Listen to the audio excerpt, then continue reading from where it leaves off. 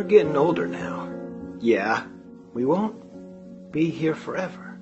Okay? Because someday, you're gonna have to take the reins and lead the way. Please go take a long nap. I know you're scared. It's a big responsibility. I've been paying taxes for years to a death cult and feel totally misrepresented. We've tried to leave the world nice and tidy for you. No, but okay. Won World War II. That wasn't you. Invented fire. When you see a beautiful coral reef teeming with life, you don't think of me. Yeah. And we promise to share everything we've built with you once we depart. Okay? You're still here. I'm still here. You know, with recent medical advances and stuff. You're just never gonna die or transfer power. No, I'm gonna spend all my money on robot organs. No, I don't think so. I'm gonna go live in a 110 and over only community made out of diamonds on the moon. Great. And like seriously never ever sell my 5-bedroom house I bought in 1982 for 40K. I'm gonna live forever as a very rich, old, powerful robot man. Oh god. Here's what you do. You walk into any store with your resume, firm handshake, wearing a bow tie, of course. It's like that doesn't work. It's your fault, you're fucking lazy! Bye. Bye. Bye. I don't know if I should talk about the French girl on this stream though. You wrote about it. Oh, did I send you that?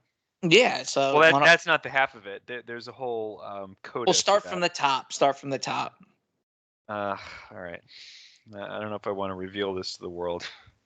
No one knows who you are. Calm down. It's just us and about 2,000 listeners. Turns out most of my listeners are either in New York or LA or the UK. Oh, interesting. So you did some sort of analysis.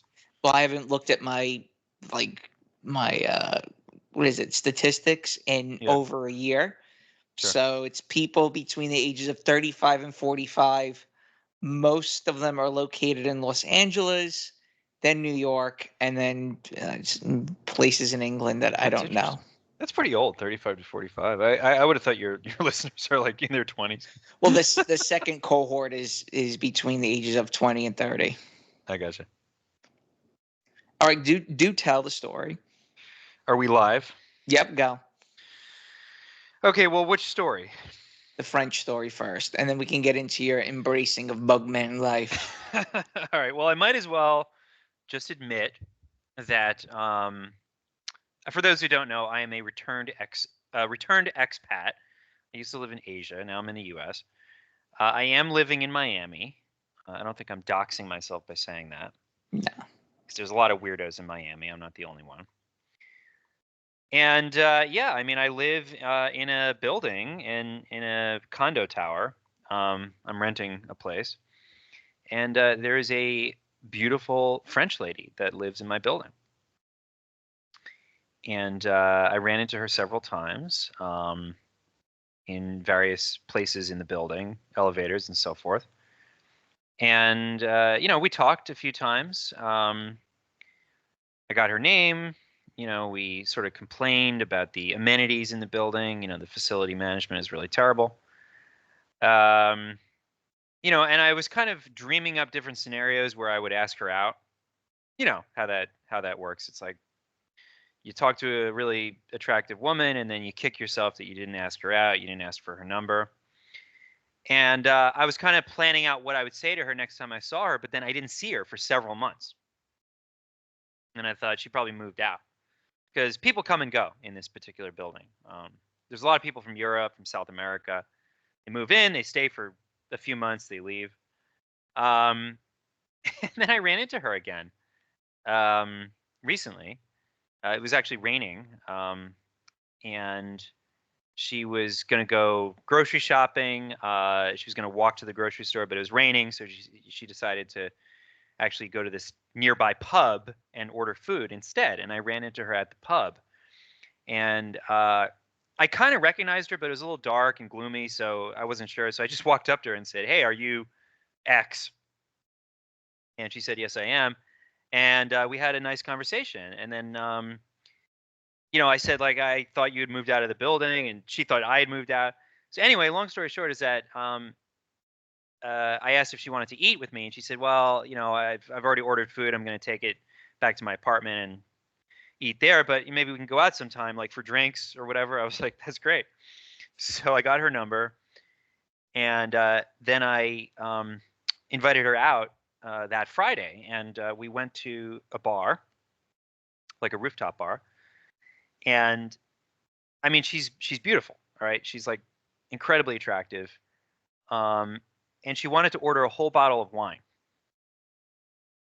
because I'm French, And so, and she had just been to a happy hour with her colleagues, and she wanted to drink a whole bottle of wine, or split a bottle of wine between the two of us. It was French wine. It was really expensive. I spent like 75, 80 bucks on the bottle. But, this is what you do when you're with a hot girl, right? So we drank this bottle of wine, and we ordered, small dishes. And then I took her to another place, and we ordered cocktails, and then we ordered cocktails again, 2 rounds each. And then we went to a third place. We had more wine, and then she invited me back to her apartment. And some things happened. And she asked me to sleep over, which I did. And then the next day she was like, do you have any plans for today? And I said, no. Do you want to do something? And I suggested we go do some sightseeing at this well-known landmark in Miami. And so we did. It was very nice. Of course, it was different, hanging out with her during the day. When we're not drunk and it's not, we're not at a bar, the language barrier became more of an issue. But her English is good enough. And then I dropped her off at her apartment. I kissed her. It was very nice, very positive. And then I didn't talk to her. Well, so I sent her a text on Saturday night because I went to a house party. I didn't invite her to come with me because I didn't think she would enjoy it. And also I thought, okay, I've already spent 12 hours with this girl, whatever, 14 hours, actually probably more.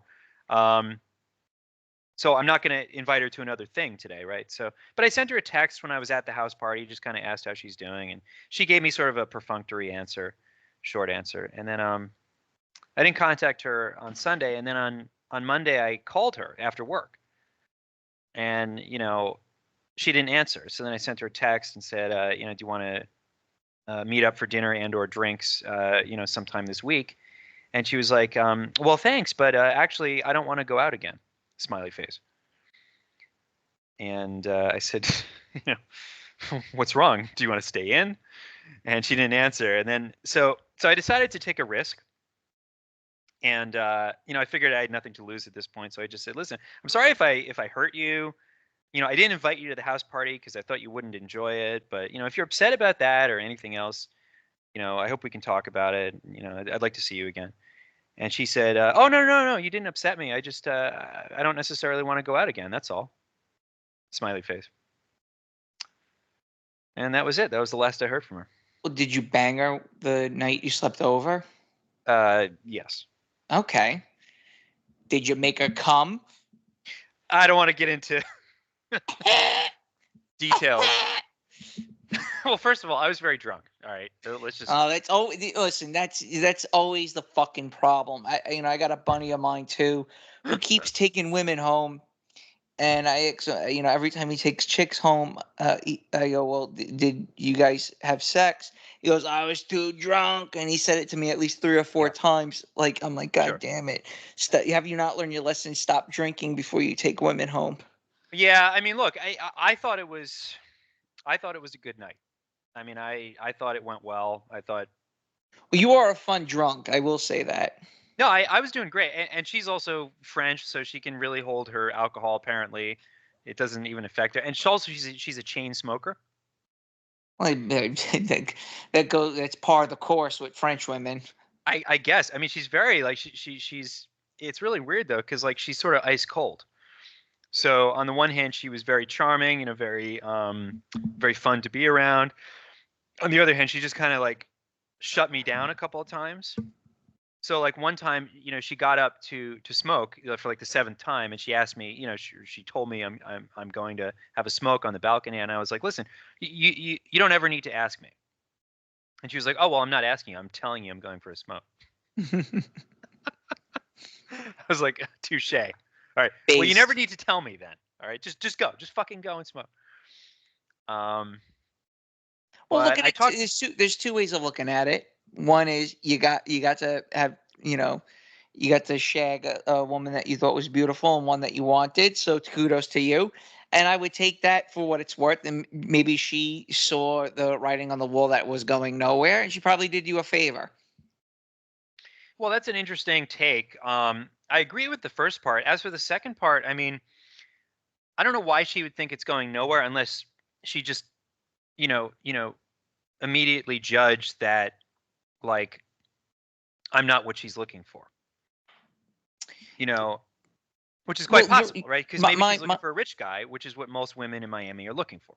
Yeah, but European women are much more mature sexually, that they're able to gauge things early on, after a couple of dates, and they're able to compartmentalize and handle it in a much more adult fashion versus American women, where it's like, where is he taking me? And it's a whole new world, and that's a whole new world. Yeah. So American she definitely didn't seem that impressed, even though all the places that I took her, allegedly she had never been to before, even though they were in the neighborhood.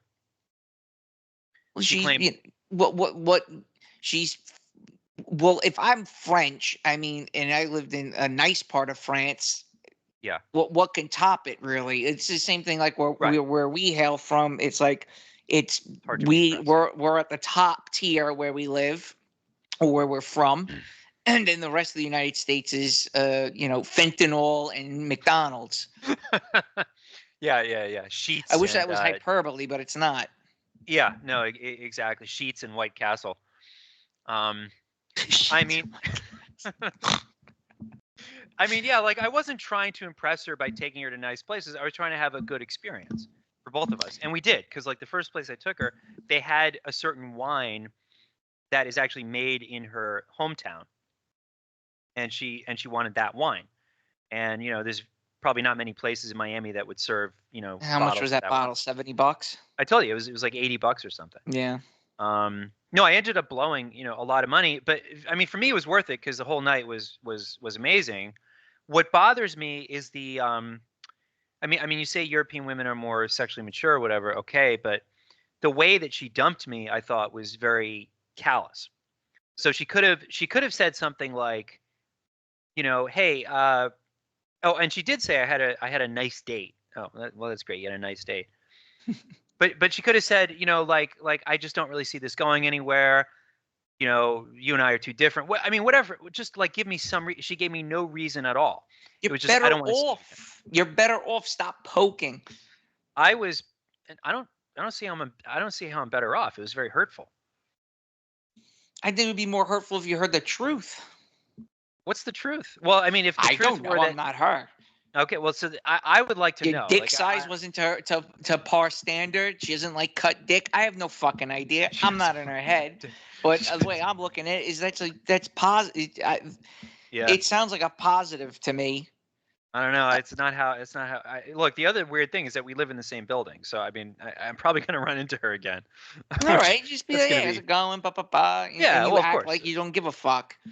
Well, I will, and I, of course I've not contacted her again.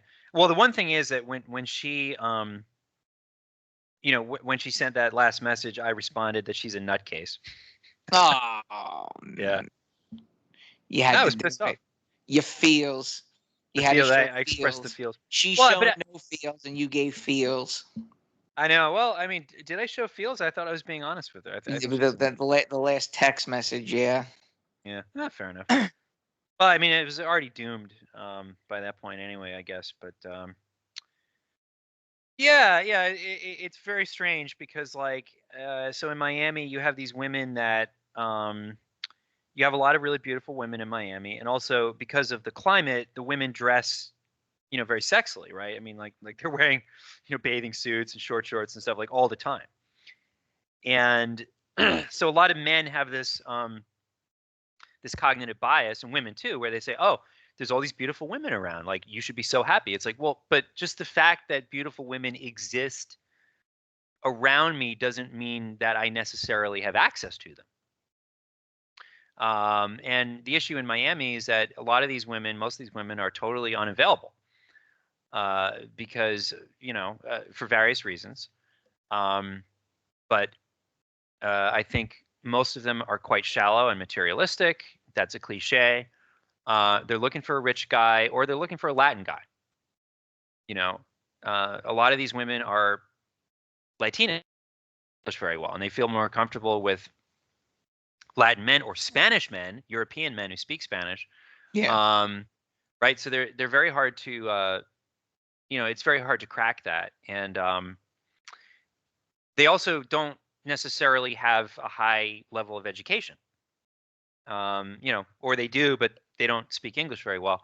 So you're dealing with a lot of really stupid women too. So there's a lot of beautiful women in Miami that are just completely retarded. That's a very common problem as well. So even if you manage to kind of attract one of these women, maybe she agrees to go on a date with you. I mean, what the hell are you going to talk about? She doesn't know anything. She's literally retarded. That's why they promote their sexuality first, because that's sexuality. Yeah, that's usually the case with a lot of Latin women. My understanding with at least in New York City with Latin women, they don't like Latin men because they're the macho culture they find to be repulsive. Yes. Yeah, and there are some women here that do find that repulsive, and those women tend to be a lot more receptive to me, right? Because I'm, kind of the opposite of that. But Because you got to realize that those guys are on the same wavelength as the women that are promoting their BBLs and Mexican tit jobs. Right. Each is to his own. Like that. That's what you see is not what you see what you would get, but that's what you're promoting. That's what you're going to get. You're going to get someone on that same wave and that same frequency. Yeah. And it obviously will not be someone such as yourself. Well, the men and women here deserve each other. That's exactly. Exactly. It's like, yeah, I mean, you have all these retarded men that are looking for women with fake tits and asses, and you have women that are more than happy to provide that. The thottery is out of control here too. Well, I think it's the OnlyFans capital of the world. Yeah, I actually sat next to an OnlyFans manager, quote unquote, at a coffee shop. I heard her whole conversation. It was insane what she was talking about. I don't know who she was talking to, some dude that was maybe going to work with her or whatever, but she was just explaining like how much money these OnlyFans models make. She called them creators, by the way. But many of them are making, they're raking in like 50,000 a month or something, and OnlyFans will take them on junkets to fucking Malaysia or whatever. Bali, Indonesia. And yeah, I mean, there's a lot of that here. Instagram culture is really rampant. Everybody's on Instagram all the time. People ask you for your Instagram more readily than they ask you for your phone number. So, I mean, you can kind of fight it, which some people do, and then they end up really isolated and angry. Welcome to my life the past 14 years. Yeah, no, exactly. So I've decided to sort of embrace it in the sense that I have an Instagram. I actually have multiple IG accounts for different purposes, but because that's my calling card now, and I kind of twerk to the masses in that sense. Well, you decided to go with the flow and not try to go against the current, which I applaud you. I didn't think you would actually do it. Yeah, in your own way. But you've definitely done leaps and bounds post COVID. Yeah. Me, I just maybe it's pride, whether it's my ego. I just could never ever do something like that. Yeah. I just can't. Well, so I never do anything to compromise like my sort of principles or my values. I mean, so like I have an Instagram, right? And I'll post things on it that amuse me, right? So I'll post like photos that I take of Miami, which I think are good. And then I'll post the occasional, like I don't really post selfies, but I'll post like group photos that I'm in, because women like to see that. They like to see that. So a problem that a lot of guys have on the dating apps or whatever is that they have all these selfies, like that they took in the bathroom or like in a hotel room or something, and it makes them look lonely and isolated. It makes them look like weirdos and social outcasts, right? So you want to have pictures of yourself with other people doing social things, just so that the woman knows that you're not a weirdo, like you're a normal guy, you're socially active, you travel, you know, you don't have to have Santorini photos, right? But like I have a couple photos from when I was in Asia and things like that. And that's fine. Like that doesn't violate my dignity in some way, right? It's just there. It's just a photo of me, and people love it, right? And also the Instagram algorithm promotes that kind of content. It promotes pictures of people's faces, for example. And so that's just a way of showing people that yes, I'm normal. It's like having a LinkedIn profile, when it comes to searching for jobs or whatever. Yes, here I am. I'm employed at this company. I'm normal. People know who I am. I mean, that's all it has to be. You don't have to make it anything more than that. It's like when you're laid off, what do you do with your LinkedIn profile? I always wondered well, that. Then you say, well, when you're laid off, then you put open to work. A lot of people put that like tag on their photo. It says open to work. I would never do that. I just think it's kind of lame. But no, you just put your last job, and the date that you got, it's from 2020 until 2024. Whatever, July 2024, and then you can put like another job title, which is like freelancer or independent consultant or something, while you're looking for work. You can create your own business, even. Right. No, Self-marketing. Self-advertisement. A lot of people, it's like a joke that people have that like CEO of self on LinkedIn. Yeah. CEO of Returned Expat Incorporated, but that's fine. So at least you have a complete work history. But yeah, I've decided I can't completely resist the digital world. I mean, this is how people relate to each other now.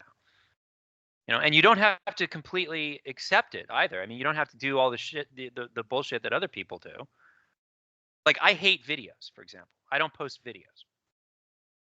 Only photos. And I'll add music to it sometimes, but it's actually fun. Like I actually enjoy it, and it kind of also expresses a side of my personality. By the way, I've been told by a certain female that I need to do emotional work. Have you ever been told this? Not in those terms. I've been told to go to therapy numerous times and go get medication. It sounds like you need to do some more emotional work. Yeah, I certainly do. I seem to be doing quite okay. No, you think you are. See? But I think I am. But apparently me taking photos of Rockefeller Center with 1,000 pride flags and posting it to Telegram, I got a problem. Emotional work, Oh man. God. So what else has happened in Miami? I mean, look, it's I mentioned to you. Thoughtism. Yeah, but it's funny that I kind of without actually ever visiting Miami, that my prejudices towards it seem to be factual. Yes and no. So my experience in Miami, I've been here for I won't say exactly when I moved here, but I've been here for enough time to say that it completely lives up to the stereotypes. Mm-hmm. But it's also a very exciting place to be. So I would say that. I'm sure. That is my judgment on Miami. You plan on going on a cruise? I would like to. I would do that. They all leave out of Fort Lauderdale. Well, there's cruises that leave out of the port of Miami too. It's actually the largest cruise terminal in the world. Yeah, man, they all go to do the circuit in the Caribbean. I recommend doing that. I was on Costa Cruise Line twice in my life. Fantastic. I had a great time. Best food I've ever had.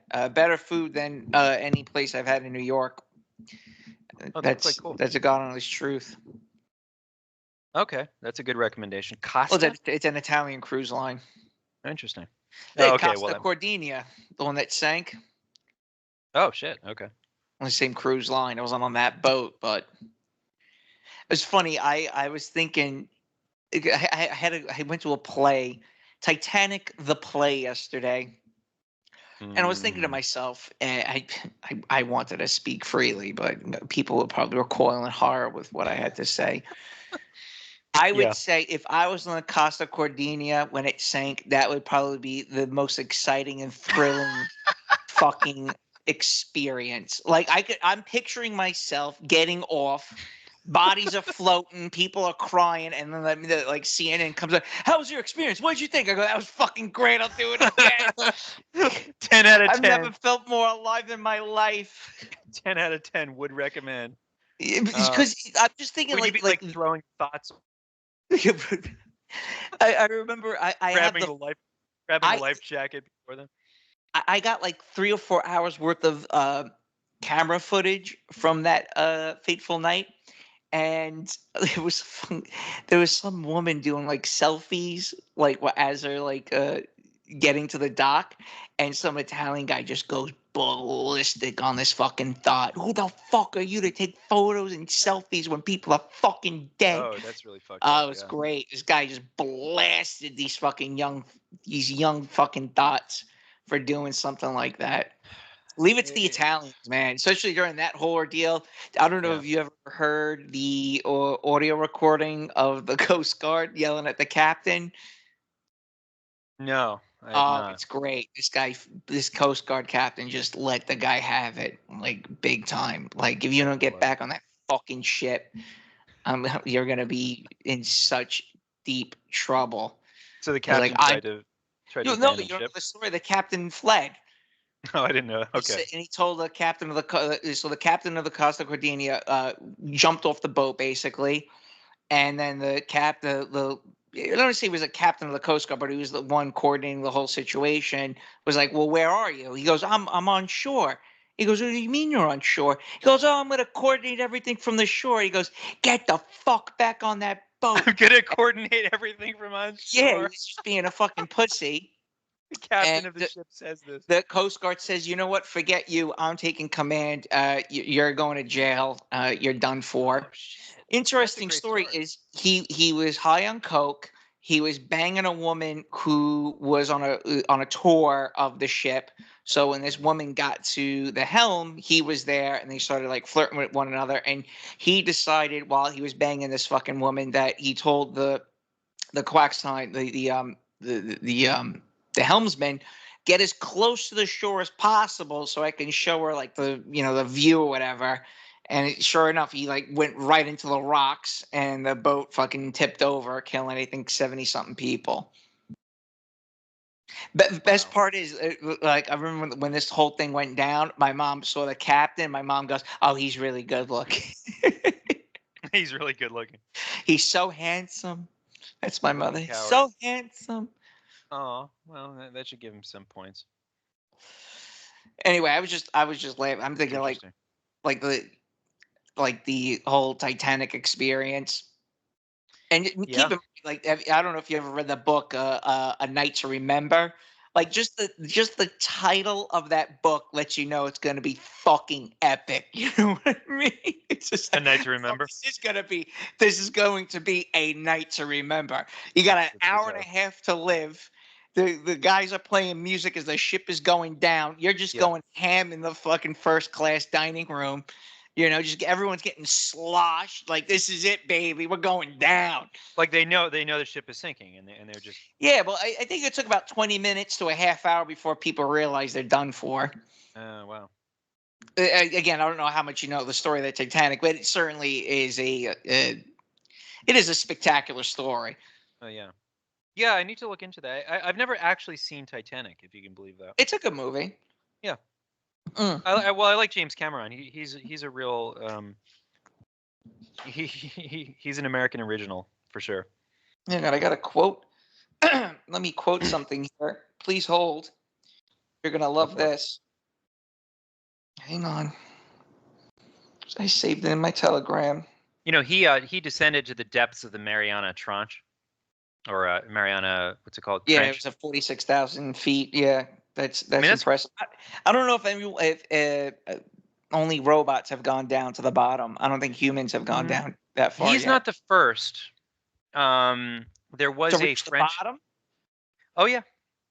Really? I believe there's a French American team of 2 that went down there in the 50s. No. Yeah. It's not possible. If they made it down to 46,000 feet, it had to been just recent. Because I know, like 20 years ago, no one's gone down besides robots. Google it. Titanic was the biggest movie in the world because every rich white woman dreams of getting turned TF out by a dirty peasant dude and then watching him sink to the bottom of the ocean so they can return to their bougie life and pretend it never happened. Oh, turn the fuck That's out. brilliant. Maybe that's what happened. Maybe that's what happened with me and the French girl. Titanic was the biggest movie in the world because every rich white woman dreams of getting turned the fuck out by a dirty peasant dude and then watching him sink to the bottom of the ocean so they can return to their bougie life and pretend it never happened. So true. Well stated. Yeah. So 1960, Don Walsh and Jacques Picard reached the bottom. What year? 1960. 46,000 feet. Oh, Hold on. okay. Maybe they reached the bottom of the trench, but I don't know if they reached the lowest point. They reached 35,800. There you go. Okay, I mean, come on. All right. That's still ridiculous. You gotta give them some props for that. The descent progressed without incident until 30,000 feet when the crew heard a loud crack. They continued the dive, however, finally touching down in snuff-colored ooze at 35,800 feet. That's a great phrase. Snuff-colored ooze. What the hell is a snuff-colored ooze? Well, you know, snuff, like people used to snort that white powdery substance called snuff. Yeah. I think it's basically like the equivalent of cocaine in the 19th century. And so what happened? So they reached the bottom of the seabed. They saw a flat fish as well as a new type of shrimp. Upon discovering cracks in the viewing windows, Picard cut the voyage short. After only a 20-minute stay on the bottom, they began dumping ballast for their return to the surface. And the damaged vessel returned to its escort ships without incident in 3 hours and 15 minutes. It's making me think of the James Cameron movie The Abyss when that's a good movie. Michael Biehn when the glass starts to crack and I don't remember that. I saw it a long time ago. But yeah, I mean that's another Cameron movie. Like the guy is super talented. He's the only guy to make sequels better than the originals. So Terminator and Aliens come to mind. I don't know. I think the original Alien is still superior. They're both totally different. The first one's more horror. The second one's action. Well, right. This is what I said on one of your shows a long time ago. Yeah, the first one is sci-fi horror. The sequel is sci-fi action. A funny thing is, I think Ripley's considered the greatest female action hero. Not a feminist. Not a feminist. Ripley. They tried turning her into a feminist on the third one. She's a real woman in the first movie. Like she's a real person. Yeah, and the same goes to the second one. The first one is they airbrushed her pubes because she refused to cut her pubes. Shave, she refused to shave. I remember reading that. Yeah. Yeah, that's cool. Hey, look, she does a great performance. You know, she plays a very three-dimensional character. It's like she's a sort of a reluctant hero. Well, there was a lot of scenes cut out of Aliens 2. And I was watching the scenes that were cut. A lot was cut. A shit ton of fucking scenes cut out. And it turned out Ripley had a daughter, and she never got to see her daughter. And the whole Newt aspect of the movie was that she was projecting onto Newt that it was her daughter. So there's the whole motherly notion to that whole dichotomy between the two characters. Was because there was a whole scene cut out before they got to LB 426 that she actually had a daughter, and then that guy. Who was the guy who was the actor who was the bad guy for the corporate? He's a famous actor. Yeah, I know the scene you're talking about. Right. So there was a scene between him and Synovie Weaver where he was talking about your daughter died like 5 years ago or something. You know, you never got to meet her. This, that, and the other. Right, and they cut that from the theatrical release. Yeah, that's weird.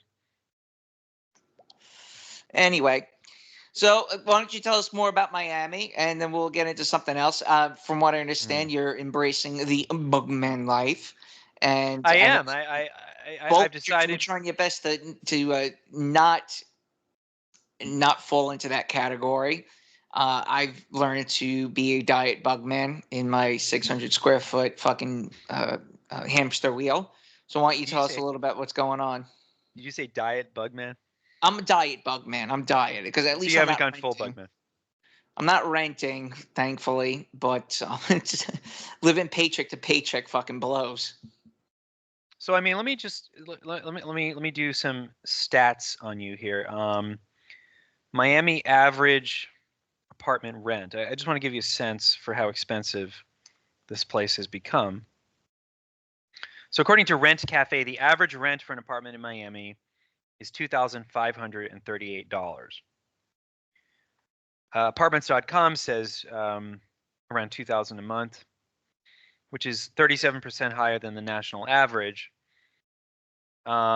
making Miami one of the most expensive cities in the U.S. So the average rent for a studio is $1,995 per month. The average rent for a one bedroom is $2,084 per month. So actually, we can see the difference between a one bedroom and a studio is not very large. So you're not really sort of off the hook by renting a studio, right? You're still paying, a pretty high price, at least if you want to live like in downtown Miami or Brickell or Wynwood or any of these kind of hip, fashionable places where the jobs are. Another problem with Miami is that there aren't a lot of jobs. So a lot of the people that live here, they either don't have jobs, they're just living off of their savings, their investments, they're semi-retired. Miami is a great place to go to spend money, not so much to make money. So yeah, it's very expensive. I am personally struggling to afford to live here. I also have, good taste in, restaurants and things like that. So I like to go out and spend a lot of money on my social life, on dates, which is not a very good idea, but it's just the way I live. So I decided to downscale to rent an apartment that's more commensurate with my actual station in life. And so I decided that I need a roommate, which is really embarrassing for a person of my age, let's Yeah. say. But you do what you have to do, and sometimes the financially sound decision means you have to swallow your pride a little bit, and you have to live modestly below your means, and that's fine. I have no shame about doing that, and hopefully it's a temporary situation for the next 6 months or so, and then I'll be able to afford something better. But yeah, I mean, it's a struggle right now. The job market sucks in the U.S. Inflation is out of control. You're competing with not only rich Americans but rich foreigners from around the world for scarce and valuable real estate. If you want to take a girl out, especially in Miami, she demands to go to a nice place. So you're going to pay $30 for a cocktail, and this is just how it is. You can live like a monk. You can just kind of isolate yourself and cook at home and not go out and all that, but then you might as well just live in bumblefuck nowhere if that's what you're going to do, right? I mean, there's no point living in Miami or any other big city if you're not going to avail yourself of the social opportunities that are there. And if you're going to do that, it's really hard to avoid spending money. I think I went out yesterday, New York City, and yeah, I did. It was yesterday, after the show, after a night to remember, and 2 drinks and chicken tenders, $70.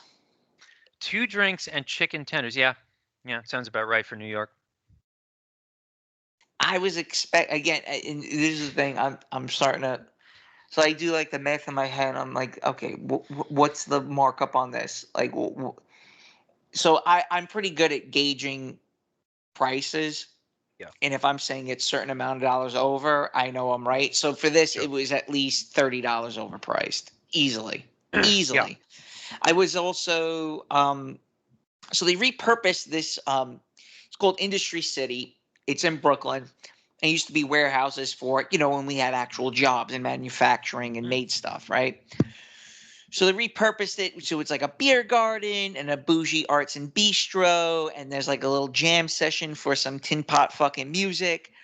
And then there's a bunch of outlet stores. So there's a West Elm outlet, a Restoration Hardware outlet, a Crate and Barrel, all these high-end furniture stores. Go into the West Elm, and they have like these mugs clearance. So I'm like, oh shit, West Elm mugs on clearance. And it's like 70% off. And then I flip it over, and it's like, oh shit, $5 for this mug. And then the person who I'm with goes, it's not $5 off, it's $50. $50 for a mug. I'm walking around this place, and everyone's sitting on the furniture. This one fucking guy, one guy's got his dog on the couch, like a $3,000 couch with the dog. And I'm thinking to myself, this is Brooklyn in a nutshell. This is Brooklyn, a soiled fucking $3,000 sofa, and you think it's wonderful. What I'm grasping now is how a place like Brooklyn, a place that my family ran away from, is absolute fucking. It's horrible. It's horrible. I was there today, and the amount of Chinese people have invaded Brooklyn, they now That's have. racist. Dude, I thought I was back in Cambodia. I swear to Christ, dude. They had someone outside selling food with the loudspeaker. I'm like, oh my god, this is allowed in Brooklyn now? Is it the fucking Oh no. the bai cha, the fried rice seller, is now allowed to have his street cart selling fried fucking rice? Like, that's allowed now? And it's just trash and just stagnant water in the gutter with God only knows what the fuck is in it. Probably like pork grease and fucking a soiled diaper, and people love it. People liberals defend the sort of unregulated street vendors for some reason. It's very important to them that people are allowed to sell their fucking shitty fruit and whatever else, vegetables, poultry. I mean, I don't even know what they sell right at these places without permission to do so. On the street, on a public sidewalk. There's no licensing, no, food safety inspections, no nothing, no permission. They're getting in people's way, right? You have no idea the provenance of this food. You have no idea if it's safe or not, but it's really important that they be allowed to do that, and you're a fascist if you want them to be regulated. I would not trust a Chinese food stall in Brooklyn, me personally. No. Well, Mexican or Hispanic food, I feel like they kind of maybe know a little bit better about hygiene and stuff. I think they will know that they should wash their hands before preparing food versus the Chinese individual. You know what I mean? So I'll have my street tamales for, I'll have like 3 for $6 or whatever. I'm like, that's a steal. I mean, I'll eat those in the morning. Doesn't hurt my stomach or whatever. It's delicious. But a noodle vendor from Shaodong, who literally just got here. No, it was 95 degrees today in Brooklyn, dude. It was fucking scorching, and I just no parking. The funniest part, funny part about all this is that the street lights were out, and it was a white guy fixing the street lights. Okay. There you go. It was a boom. It was a fucking There's a fucking white dude. He's probably got a good in a bucket pension and stuff, trying to fix the lamps, the street lamps. No, he's got a good city job. Maybe he has nice benefits. Yeah, right. Well, yeah, there was a story in the New York Times recently about the dodgy titanium making its way into the aviation supply chain. And apparently there are certain parts in Boeing and Airbus aircraft that are made with titanium that have certificates of origin that were forged. documentation was forged, so they don't actually know where the titanium is from or if it meets quality standards. And as I was reading the article, I was thinking, come on, it must be from China. And sure enough, like 2/3 of the way into the article, they say, yeah, it originally came from China. Womp. Well, we all know, right? I mean, it's just like China is just infamous for that, and the problems never cease.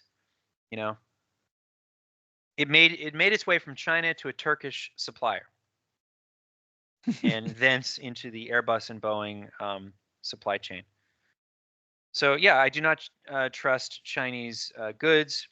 I don't trust Chinese food. I have to say though, I lived in China for a number of years, and I never got food poisoning. And I ate at a ton of restaurants. I ate street food somewhat often. So I think that problem is exaggerated. Okay. Yeah, So but in the U.S., I would have a higher standard. Like I would just I wouldn't really eat street food in general in the U.S. It's so unregulated here, man. Yeah. So unregulated here. I'm more horrified that people are willing to spend $3, $4, $5, $6,000 on a sofa that everyone's ass was rubbed up on.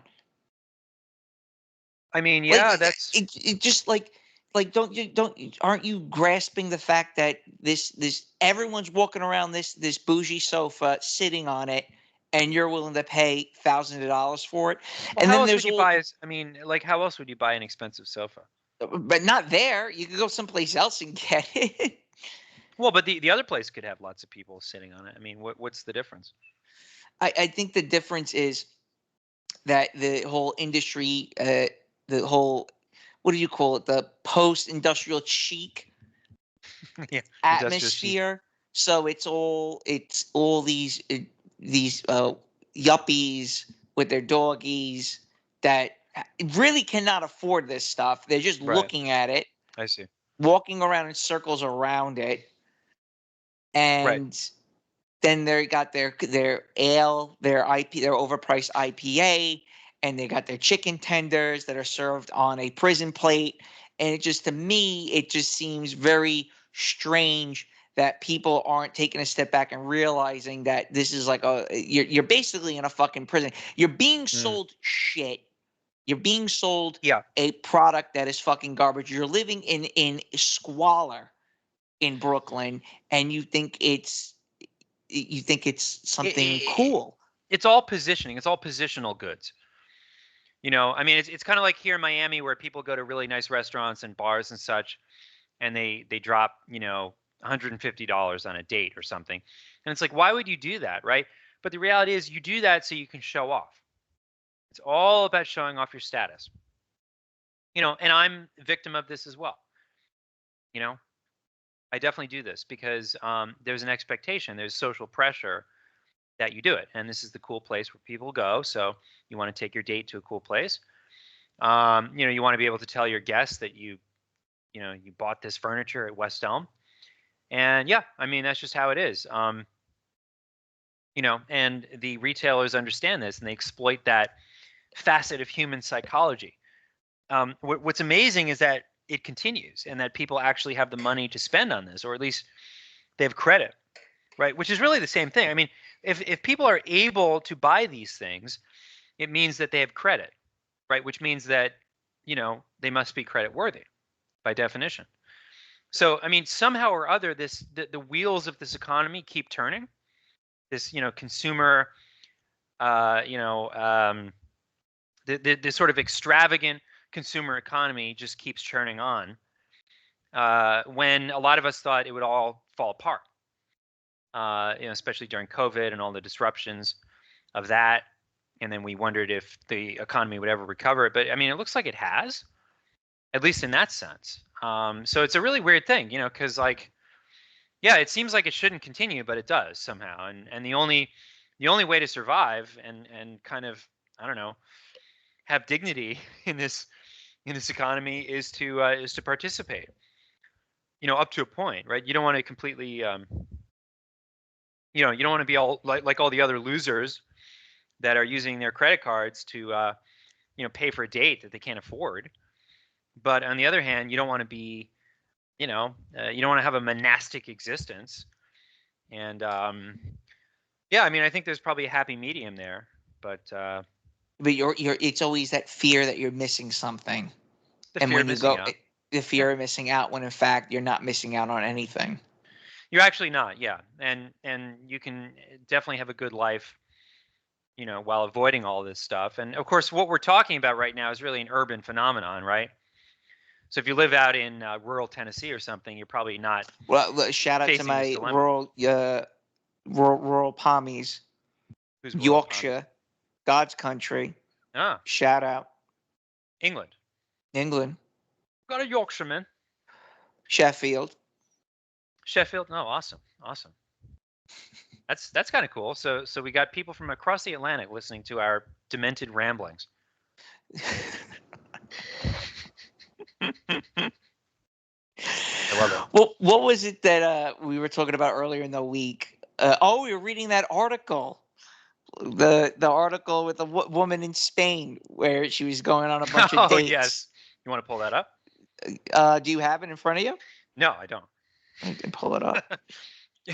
Yeah, we're very well prepared for this show. Hang on, I'll pull it up. Well, I sent you an article right before this show. I have another one to send you as well. This Scott Greer, I follow on Twitter. He's very funny, and he kind of surfaces these really hilarious articles about various fucked up aspects of American culture. So did I send you the one about the influencer who was contacted by 5,000 single men after posting a boyfriend application? Oh my God, no. Tell me about it. She rejected all of them. Oh my God. All right, let me send you this article. I love it. Of course, it all comes down to a scarcity of good men. This is the crisis that we face in America, is that there are all these wonderful women just waiting for a good man to ride to their rescue and just ask them out. Just ask that nice girl out. Well, I don't understand why more men can't do that. So let me read the article. This is from Business Insider. I'm a single mom and always ask men about their pensions while dating. I ask men if they have a pension plan before I seriously date them. It's not because I care how much money they have. Oh, okay. Now, part of me feels like it's not real. Like this article is make believe. Like the person who wrote the article is a real person. She has a numerous amount of articles on Business Insider, but a part of me feels that she made this story up. That this is red meat for the awfuls, right? So Nicola Prentice, yep, sorted out her finances 3 years ago and is on track for retirement. She found that a man's attitude towards pensions, savings, and spending is a good indicator of compatibility.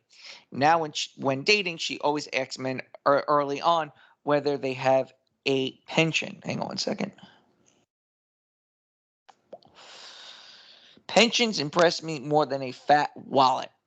One guy I dated had his own business and earned 4 times more than me. He kept offering to buy me flights to visit him, sent me expensive flowers, and had a penchant for buying anything in the grocery store labeled finest. Big spenders make me uneasy because I don't enjoy extravagance and am happier living simply. But my fears were confirmed when I asked him the pension question. It turned out that at 50, he had no emergency fund to call on, no pension, and no investment. Even more telling about how the balance of our future relationship would be was when he added, I don't understand all that stuff, but I'm happy for you to manage it for me. That was my cue to end it. No relationship can work if one person is always the fun police and has to do all the labor because the other can't be bothered to learn. Right. I ended it and truly hope he put that flower money toward a pension. Another guy had a sneaker collection to rival the Nike flagship store. He bought them for comfort and as a reward for working long hours in a high pressure job. I too work a lot, but I'm trying to create a business, so my reward will be that I eventually work less. Also, I only buy sneakers when the old ones fall apart. Did he have a pension? Did he have a pension though? He didn't. Who knows how long we have to live? He shrugged. To me, it's precisely that we don't know how long we'll live that creates the reason to prepare financially for retirement, not to spend everything and work until you die. Clearly, we weren't heading in the same direction. I secured my own finances, so I want a man who's done the same. Right, here we go. As a low earner, a single mother, and someone who had their head in the sand for years over financial security, I finally woke up to 3 years ago and sorted out my own future and financial security. I started by making sure I was up to date on the state pension system in the UK, where I'm from, and Spain, where I live. I invested my savings instead of leaving them in an account earning nothing, and opening private pension plan that I automate small contributions to every month. I've even started a business teaching others to do exactly what I've done. Since I started getting interest in personal finances, I've learned that attitude towards money are one of the most persistent and destructive factors in relationship issues. Sure. That's a clear theme when I look back at my past relationships. Disagreements about money cause more than just arguments. They brought a feeling of distance from a partner because their beliefs and behaviors around money were so alien to me. I'm going to end it there. There's a little bit more to it. But when I sent you that article, you went on a tirade about that no one's good enough for her.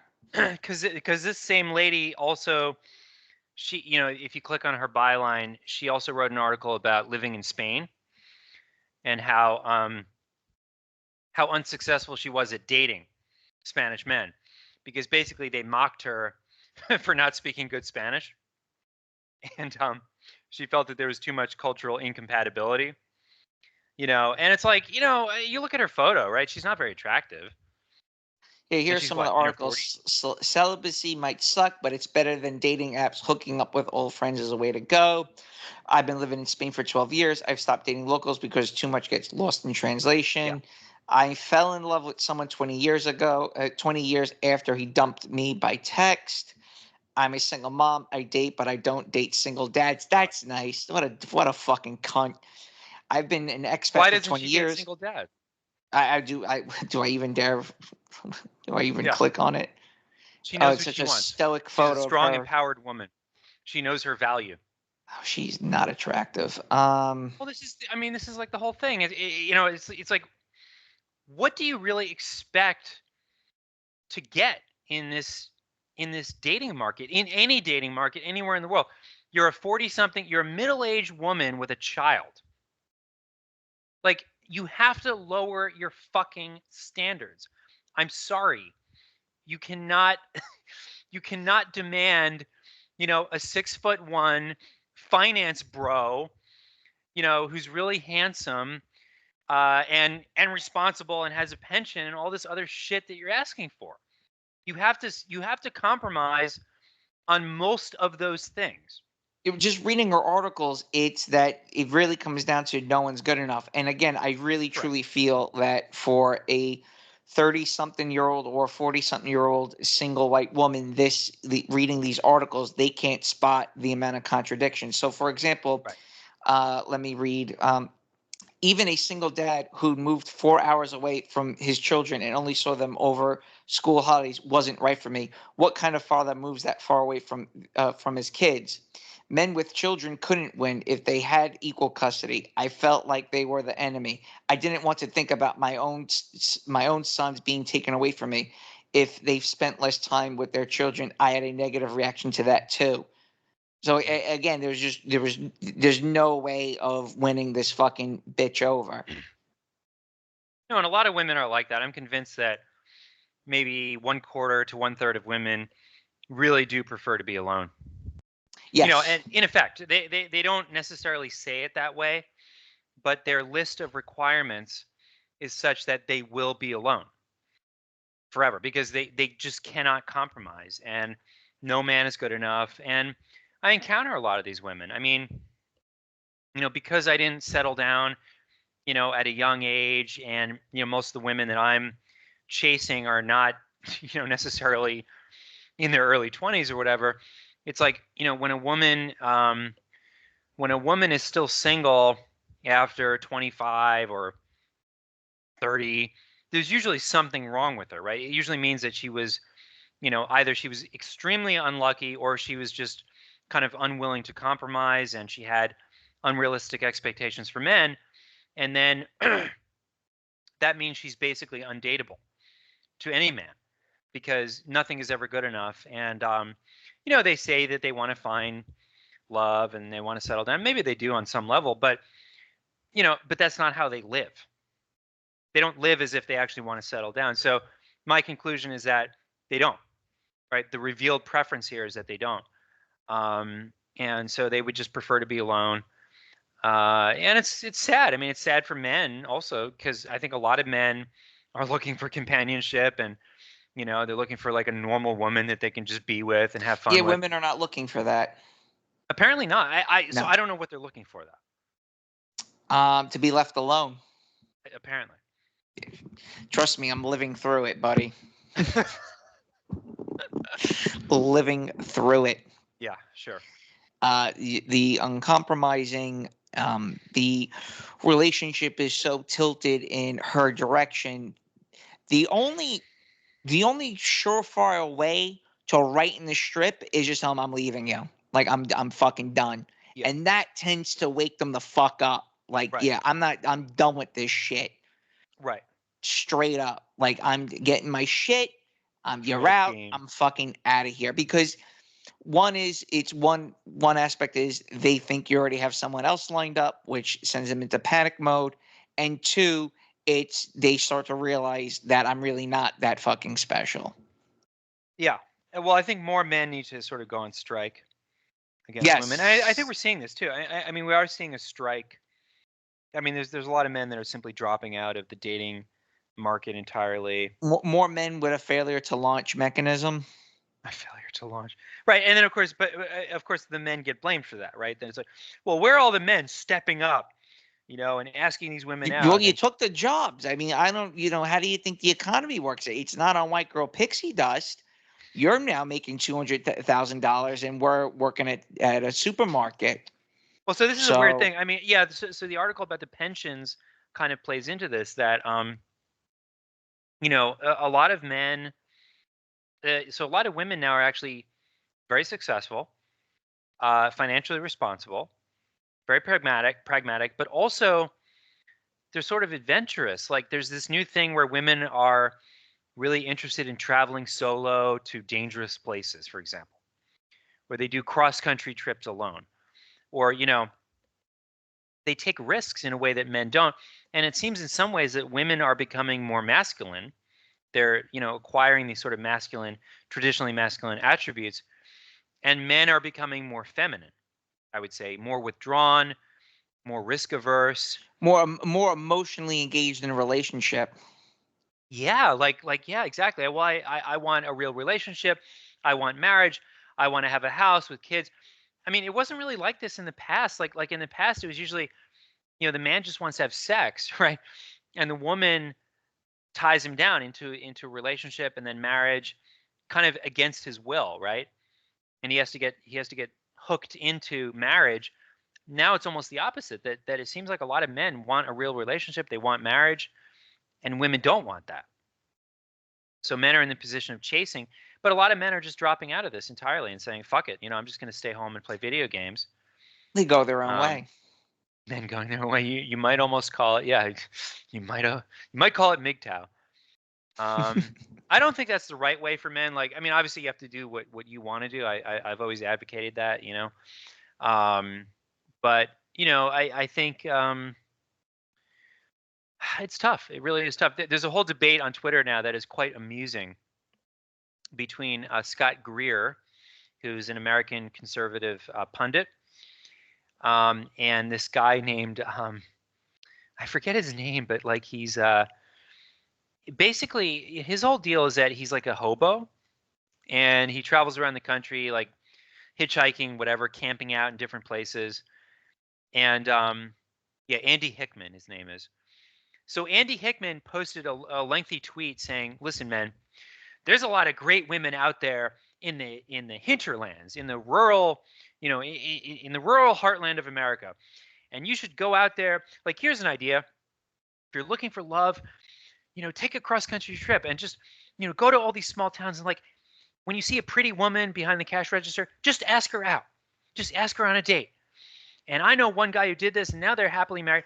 So then Scott Greer was attacking this guy and saying, this is totally ridiculous. Like if you want to find a wife, I mean, certainly if you're like an urban educated man, right? You want to find a wife, you're probably not going to find it asking out the cashier at fucking Sheetz. Yeah, who's cornered, by the West way. Virginia, She's behind who's a fucking 240 counter. pounds. Yeah. She's fucking cornered behind a counter. She can't leave, and you put her on the spot like that. Well, that's another, right. So there's also the creepy aspect that you're first of all, you're not even from there. You're from New York fucking City or wherever. And you're asking out this person who's on the job, right? Who probably would feel uncomfortable giving you her number. Also, I've seen that, understand, I've traveled a fair amount across the Eastern Seaboard. I've been to diners and stuff where there's like attractive waitresses. They get hit on so much. Okay? I saw a guy once. There was this attractive waitress that I was kind of talking to, and then I didn't see her again. I went back to that restaurant, and I saw another guy, like an older, like 50s or 60s guy, and like he was asking for the waitress. He was like, "Is Maggie here? Is she working here?" Like this is what they have to deal with, right? And so, I mean, if you're an attractive woman anywhere in the country, I don't care where you are, you've been hit on hundreds of times in your life, thousands of times. Okay, so I just think this is a terrible strategy to go to some random town where you don't know anybody and just like hit on waitresses and cashiers and shit like that. By the way, the cashier at the gas station is not going to be a pretty white woman. She's probably going to be like an Indian man. Right? I mean, let's put that aside. But yeah, I mean, if you want to meet women, you really have to go to big cities because that's where the women concentrate. I'm sorry if you don't like that, but that's just where they are. And that's where educated women are. So, and I've also kind of changed my attitude on this a little bit, that I think if you're an educated man, you do want to be with an educated woman because at least she has communication skills, right? And you want to be with a woman that like has a job because that means she has some degree of self-discipline. She can take care of herself. I'm not saying you have to marry a rich woman or something, but you want to be with somebody that has at least a degree of independence, because otherwise, I mean, what value does she bring to the relationship aside from being pretty and cooking well or whatever? I mean, you have to, this is why people traditionally marry within their social class, right? If you have a bachelor's or a master's degree, if you have a professional job, yes, you can marry that hot waitress, in North Carolina or something. But chances are that's not going to work out. I mean, you're going to have a lot of communication issues, right? Like how are you going to work through your differences? I mean, inevitably conflicts will arise, right? And if she doesn't know how to communicate with you on your level, you're going to have a hard time. That's why I mean, when I've dated women, I typically have better and more long-lasting relationships with educated women because we can communicate. All right. Yeah, I guess, but you're running the gambit with their political ideology. Well, that's true. That's why you want to find a moderate or conservative woman. And we can go unicorn chasing. Well, there's a lot of moderate women out there. Just what you want to target like the apolitical women, right? Like it's too much to ask. Yeah, finding conservative women is really tough if they're educated. But you want to find women that, so like I dated a woman once. I mean, it wasn't really, yeah, I guess it was a date. And she said to me, "I don't really care about politics." And I was like, you know what? That's perfect. I don't care about politics. That's great. Unfortunately, she was kind of overweight. Yeah, so she knows to keep her fat mouth shut. That's the truth. That's the thing with fat women is that they know not to go down certain paths because guys are just not going to tolerate it. Versus an attractive blonde who's 26 who went to the BLM protest and there's a bunch of guys blowing smoke up her fucking keister. Her peach cobbler booty. That's right. Black Lives Matter. You say it right, sister. terrible what happened to St. Floyd. Well, think of it this way. It goes Stefan Molyneux. He made a point. He goes, when Miley Cyrus was, twerking on her dad during the Grammys or where the fuck it was. Yeah, because she's attractive. She can get away with it. If she was grotesque and fat and covered in stretch marks, right. People would recoil in horror and not she would be lambasted for what she had done. But because she's attractive, she can get away with it. Never forget, an attractive woman can have this same intelligence of a monkey and still be socially acceptable. Correct. Well, there's a great tweet by Delicious Tacos. He was saying, I agree that when like a 75-year-old movie executive has sex with a hot 25-year-old, there's a huge power imbalance there. It's really unacceptable. The 25-year-old obviously has a million times more power than the executive. And it's true, right? I mean, like a young, hot woman has the most social power in the world. I mean, she's arguably like more powerful than, I don't want to say like more than the president, but she's more powerful than most Fortune 500 CEOs. Yeah, but it's fleeting. You fuck her fleeting. And then you realize she's stupid and you want nothing to fucking do with her afterwards, right? That so you got that power, but it's flash pan. Depends. And so is her sexuality. A woman's sexuality, her youth, is flash pan. It's like a Christmas tree ornament. Oh, it's beautiful, Habu, habu. And all the little poos come out for the beautiful fucking woman. And then I'd say after December 26th in the fucking trash, throw it outside. Still got tinsel and some broken lights on it. Right. Yeah. Well, yeah, it lasts for like 15 years or whatever, and then it's over. And then it's over. You can do a lot in those 15 years. That's why women, like attractive women in their 20s or whatever, they're so hyper, right? And they shut men down so quickly. It's because they don't have time, right? The clock is ticking, and they know that, right? Biologically, there's something telling them. They don't. Well, they might not know. American women, they don't fucking know it. No, they still think they got it at 30. Well, sometimes they do. I mean, there's a lot of. Look, there's some really hot 30-year-old women. I mean, frankly, there's some hot 40-year-old women. Depending on how they keep themselves. Like if they're not American, often they keep themselves very well, and they're still hot into their late 30s, and so forth. I mean, they might be less fertile, but I see such a drop off after 30. Holy shit, man! I'm looking at some photos of women, and it's like, wow, they say that the wall doesn't exist. I'm telling you, that wall is real. No, the wall is real. Yeah. Yeah, I mean, look, I'm starting to hit the wall myself. Apparently I'm losing hair because I was in Publix, and I was buying a bottle of wine, and usually, they have a strict ID policy at Publix. You have to show your ID. So this Hispanic cashier looks at me. She's about to ask for my ID, and I said, "What, you want to see my ID?" And she's like, "No, I trust your hair."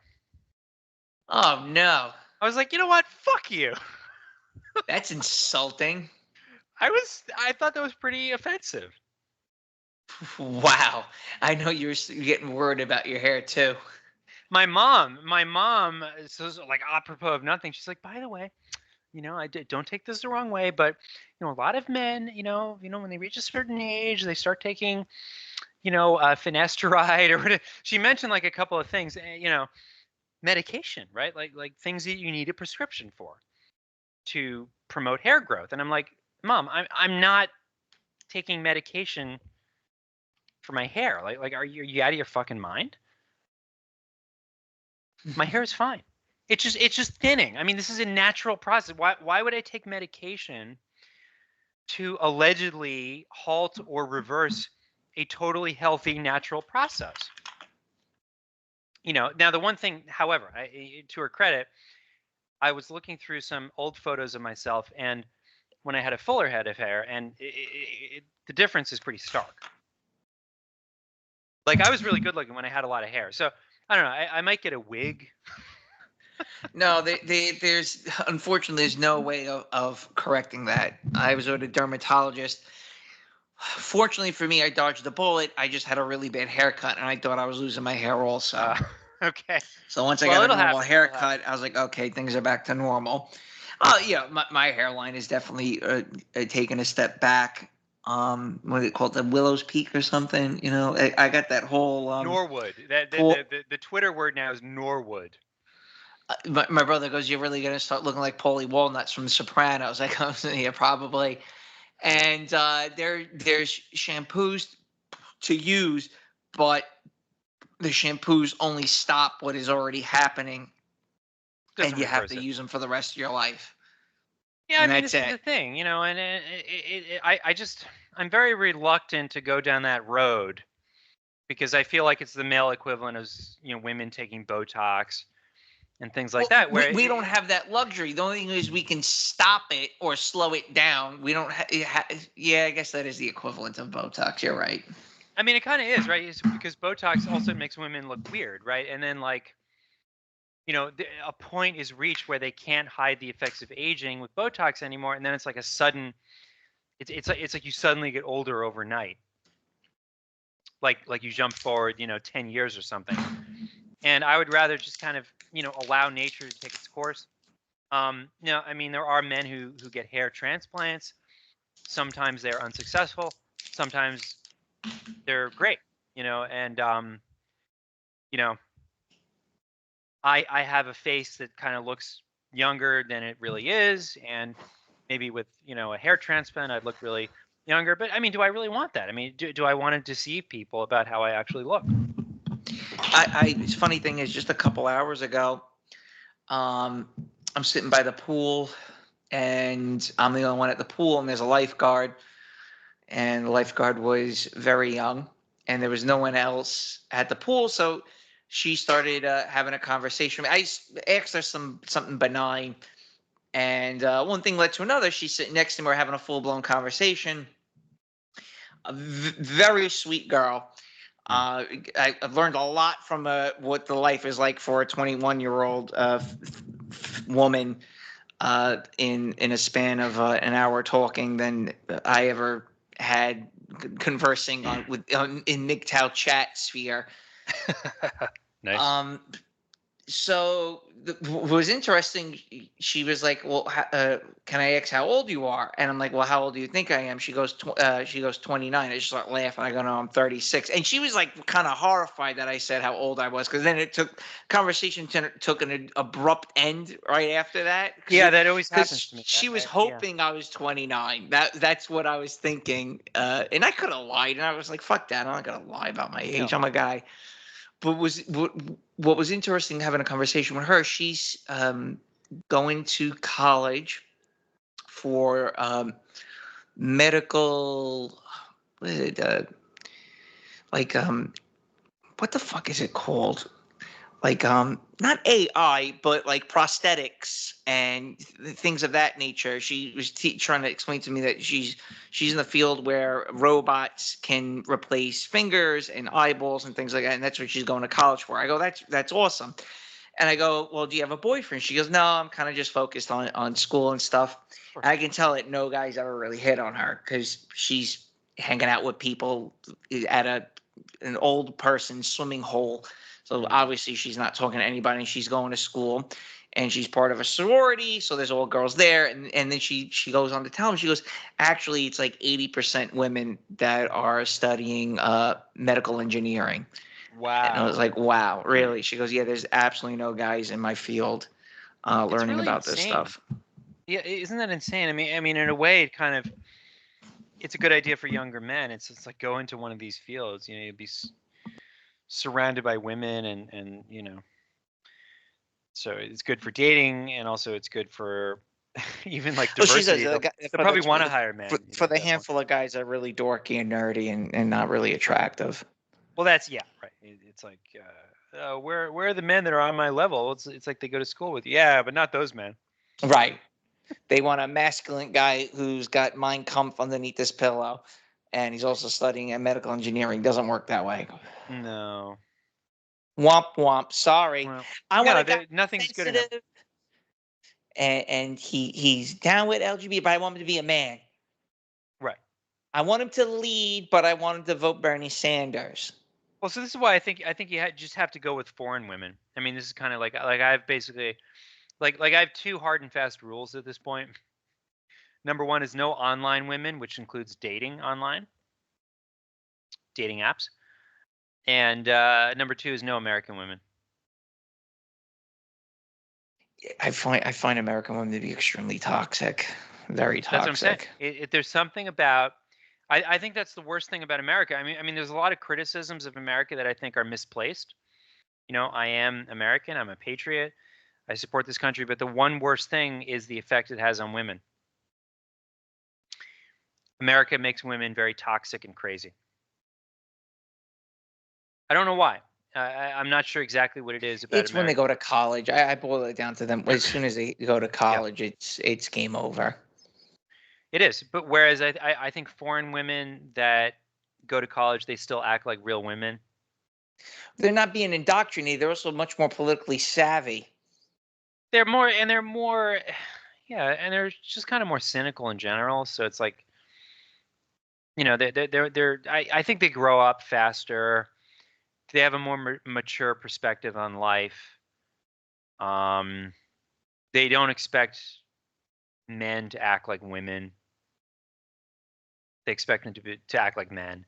I think they're more forgiving. I mean, this is a big problem with American women, and not only American, is that they're totally unforgiving. It's like you make one mistake and that's it. You're done. Yep. They just reject you completely. And that's really the defining characteristic of American women is that they reject. They reject everything. They reject everyone. And I don't know if they're happier that way. I mean, that's the way they think they're going to find happiness is by rejecting everything. I don't know if it's going to work out for them, but yeah. Well, unfortunately, the blowing this out, giving it 30,000 mile high view, 30,000 foot view, not mile high view. Well, why not? Let's go all the way to outer space. The toposphere, above what's above stratosphere? Yeah, you got like the troposphere and troposphere. Thank stratosphere. You. Yeah. It's luxury. It's decadence. You know, keep in mind, and this is what Tom Kaczynski has said, that no American city has been razed, and in Europe, they've experienced that countless amount of times. That's a good point. Yeah. So when you don't have an external threat, this is what you get.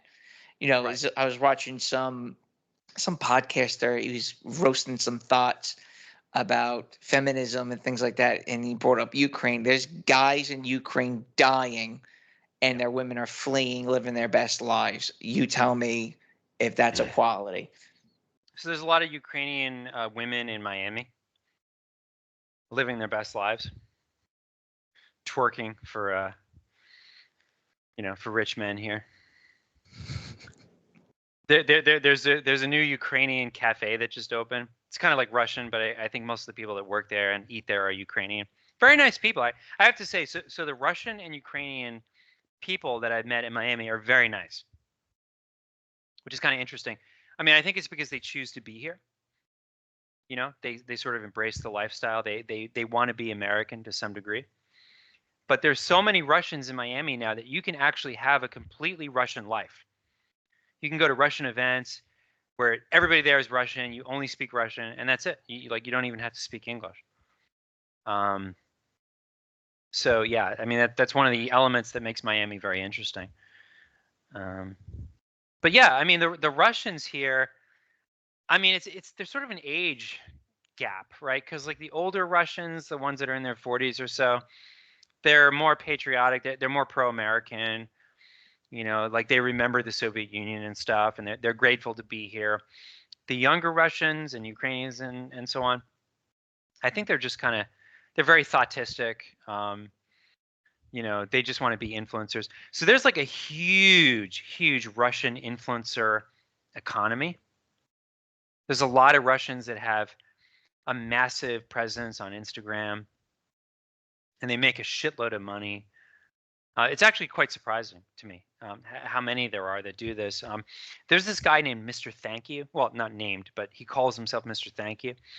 And his whole shtick is that he does these videos where like he, he walks around and, random people like offer him, he offers random people like piles of cash. Okay, I think I've seen him before. Yeah, and like he'll obviously these are staged encounters, right? He's walking down the street, he runs into somebody and asks, do you follow me?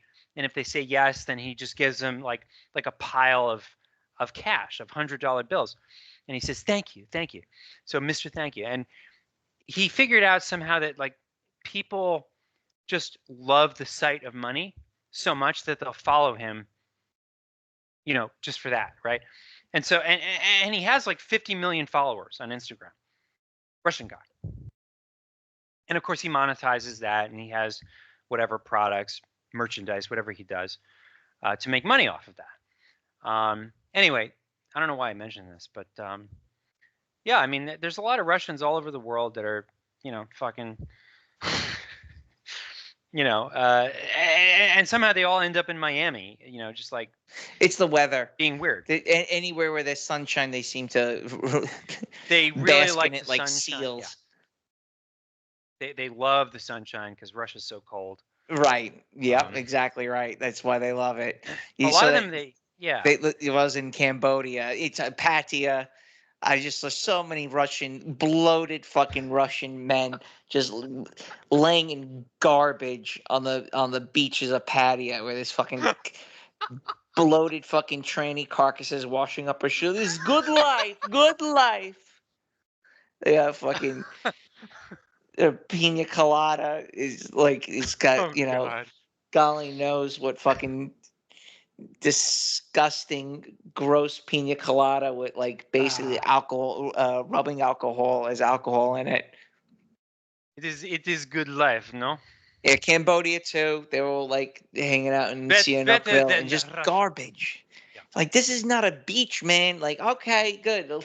If you think this is a good beach, us Westerners, real white people will go to like an actual beach. You lay in the trash, we'll be over here. Thank you. Hey, do not criticize based Russia. I'm not. It's my favorite stereotype. In all fairness, though, I think they are the worst women on planet Earth. I mean, as much as we bemoan American women, yeah, I have no, like, I avoid Russian women. They're dangerous. I mean, they're very, yeah. I mean, they're very cynical. Well, Slavs as a whole are cynical. Even the Polish women are.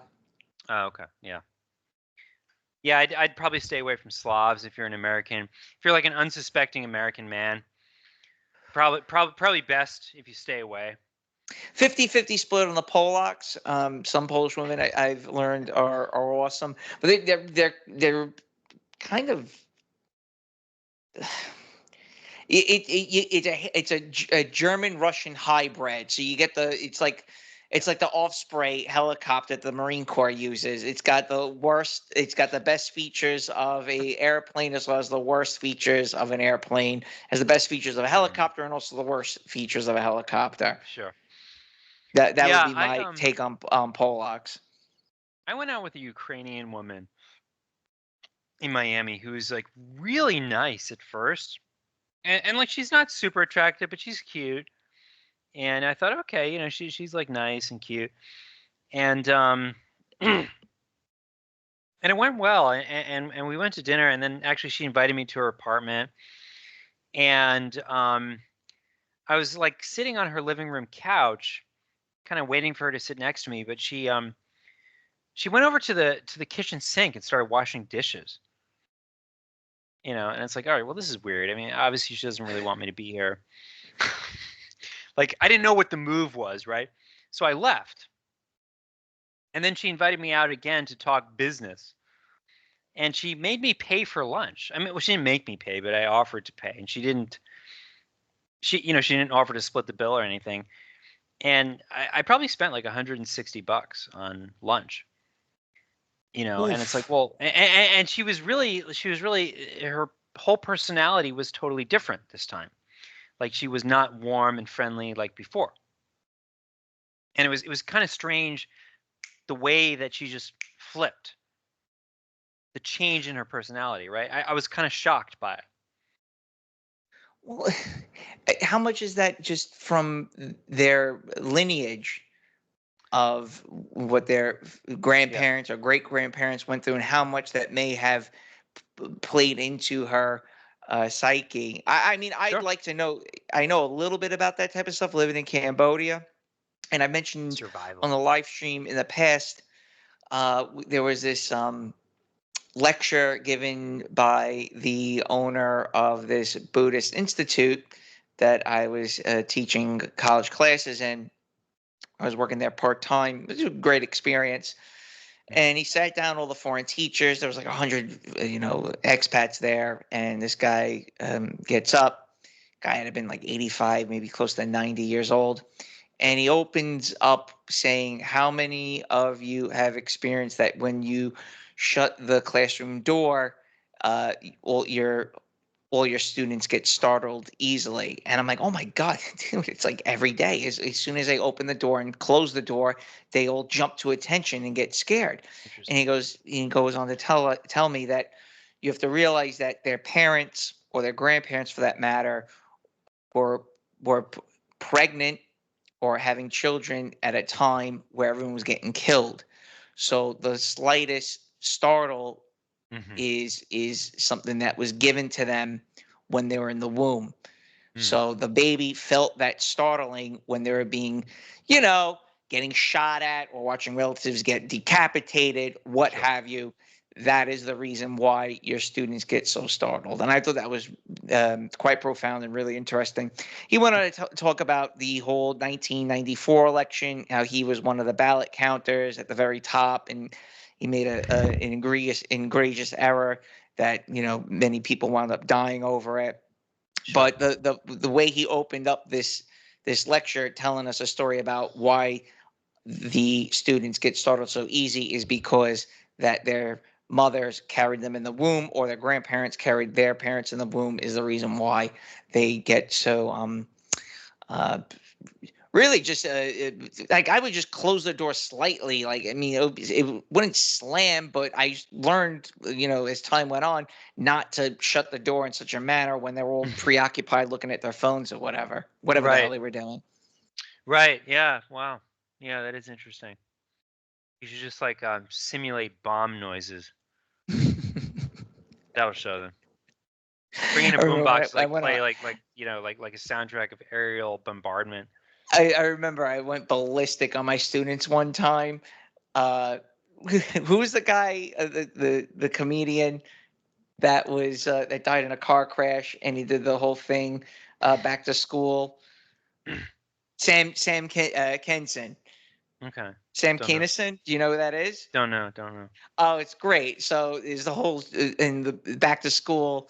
He's a history teacher who's a Vietnam vet, and he starts going on these tirades about Vietnam War and starts screaming at the students. Dude, I'll Oh put yeah, yeah. right. That's a great scene. Yeah. Right. So I Rodney remember that. Dangerfield is. Oh Yeah, no with no no no Rodney. no no no. Correct. Yeah, Roger Dangerfield. Yep. Rodney Dangerfield. He's the star, but then yeah, the crazy Vietnam vet is. So I remember watching that as a kid, and I did something like that to my students in Cambodia, as that they all decided to like play hooky because it was one of the students' birthdays, so they all went out for the student's birthday when they already had like a vacation, like a few days prior, and I just went off on them. So you guys had a birthday party, nice, right? Yeah, you had a good time. Let me see some pictures. Okay, all right. Well, let me ask you something. Does Yun, meaning it's a derogatory term for Vietnamese, does Yun have birthday party when they're supposed to be in school? No, no. What do you think Yun's doing? Oh, he's studying. He's learning. Yeah. He's gonna come and eat your fucking baicha, fried rice. He's out there right now waiting for you to go on your fucking birthday and your song. I just went off on the Vietnam. I'll never forget that. It just scared the fucking shit out of them. I mean, there's a great quote. Somewhere a true believer is training to kill you. He's training with minimum food or water in austere conditions day and night. The only thing clean on him is his weapon, and he made his web gear. He doesn't worry about what workout to do. His ruck, hold on. His ruck weighs what it weighs. His run ends when the enemy stops chasing him. The true believer doesn't care how hard it is. He only knows that he wins or he dies. He doesn't go home at 17 o'clock. He is home. He knows only the cause. That would be VC in a nutshell, dude. Yeah. I think about That's that VC. sometimes. Like whenever I feel like just kind of slacking off or like not working, it's like somebody somewhere is training to fucking kill me. Or at least compete with me and eat my lunch, right? I have to be better than that person. He might be some Chinaman. Who knows, right? He might be in India. He might be right next door. I walked to the window, looked outside. I go, Yuna's out there in the fields, waiting. Eunice, he's out there. I think men need this. Men need to be told, especially young men, they need to be told that this is a world of strife and competition and that everybody wants to fucking kill you. I mean, this is like, and I was never told this as a youth. I was told that everything is all, puppies and ice cream and, it's just wonderful. And then, you enter the real world and it's like, holy shit, you just get cut down like a fucking, I don't know, like a blade of grass by the world because it's very competitive, right? And there's a million other guys that want exactly what you want. And they've been training and studying. And one of the problems in Miami is that you have so many men that are here that don't have jobs. And they spend all day hitting on women and thinking about how to date women and how to whatever, like enhance their sexual market value, right? They're in the gym all day. They're fucking whatever they're doing. And I have a 9-to-5 job. I can't afford to do that, right? But like, I mean, I want to compete, right? I want to be better than these people. These fucking, brutal, like. Well, you have to realize something that women that have at least a firing synapse in their brain, they wouldn't waste their time with a guy like that unless he's really good and he's very cunning and glib. Those are known as predators. Yes. How many women in Miami actually have a functioning synapse, though? Yeah. Well, That's the problem. You cannot believe the retardation here. I would lose my mind not having an intelligent conversation with someone. That would drive me crazy. At least in New York, I can have an intelligent conversation. I was having a great conversation with some fucking dude from Pakistan about Sabir Khan. He got all excited. Sabir Khan, he's Trump. Trump. I go, that's right, he is. He's the Pakistani Donald Trump. Who's Sabir the guy, Khan? the cricket player, prime minister that they shot during COVID. Shit. Oh, who cares about that guy? All right. I thought he was pretty based. I liked him a lot, that guy. Yeah. Dude, they shot him, bro. And what more do you need to know? Based. Oh, he married a white woman, and he had a miserable divorce. Of course. Yeah, and then he became prime minister of Pakistan and got shot. That sounds like a common, yeah. Person that marries a white woman, L. What, getting shot? Getting divorced and then shot. Mm-hmm. Common L for a Pakistani man. So now pulling this up. So I'm on the phone with. What's his name? Imran Khan? Imran Khan. Imran Khan. Thank you. I said Sabir Khan. Imran Khan. Thank you. Kublai Khan. Kublai Khan, a stately pleasure dome decree. Yeah, I think he's in jail now. Honestly, he was against the lockdowns. He was very vocal about COVID. Very anti-American. Well, Pakistan was an ally of ours up until recently. It was. Well, post 9/11, we exerted tremendous pressure on Pakistan to make them an ally. Yeah. So talking about getting shot by white women. So I'm on the phone last night with the individual that you don't necessarily like all that much. He's known as Sovereign. Okay. Amongst our old school listeners out there. I don't know that I have a problem with Sovereign. you know what I mean. Sorry. I heard that. You're I dwelling. knocked over the bottle of wine that I've been drinking from that I was insulted over at Publix. Do you see what I suffer, what I go through for my art? Anyway, go on. Sovereign. I have no it's I'm just fucking around.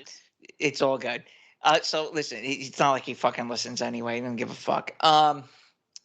So I'm having a conversation with him, and he decided to start banging a married woman, and they became business partners.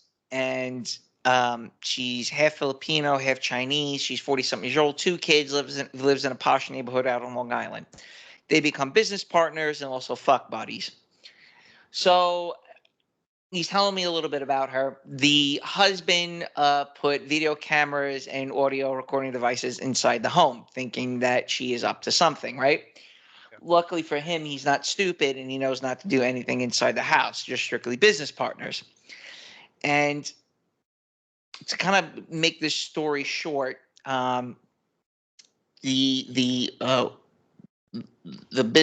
woman shows text messages and audio recordings and video recordings to Sovereign of the husband, who is doing everything he can to save his marriage. Like, he obviously set up video recording devices, hooked up with Wi-Fi and audio recordings, because he knows that she's up to no good, right? And basically, this woman who is cheating on her husband is just he's just a doormat, an absolute fucking doormat.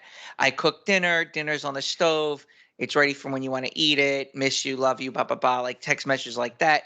And then these diatribe of why can't we have sex? You don't sleep with me anymore, you sleep in the other room. We haven't had sex in 3 years, all this type of shit. Now keep in mind, she doesn't work. She's a foreigner, and the guy provides a Mercedes truck, a $1.2 million home, a posh neighborhood, doesn't even put out for this guy, cheats on him, treats him like utter fucking garbage. And I'm talking to Sovereign about this, and he's like, like things like this make me like really jaded with women. Like this woman is cheating on her husband. The husband's doing everything he can to keep the marriage alive, to try to keep a functioning household functioning, and she's out doing whatever the fuck she wants. And I was trying to explain to Sovereign, and then Sovereign's father echoed my sentiments about this situation, is that he can't stomach divorce because he knows he'll lose everything. And that's why he's just going along with it and being complacent and being a doormat. Sure. Yeah, I mean, I think a lot of men become doormats in marriage. I've kind of seen it happen. Now, that's just a microcosm. That's one story I know.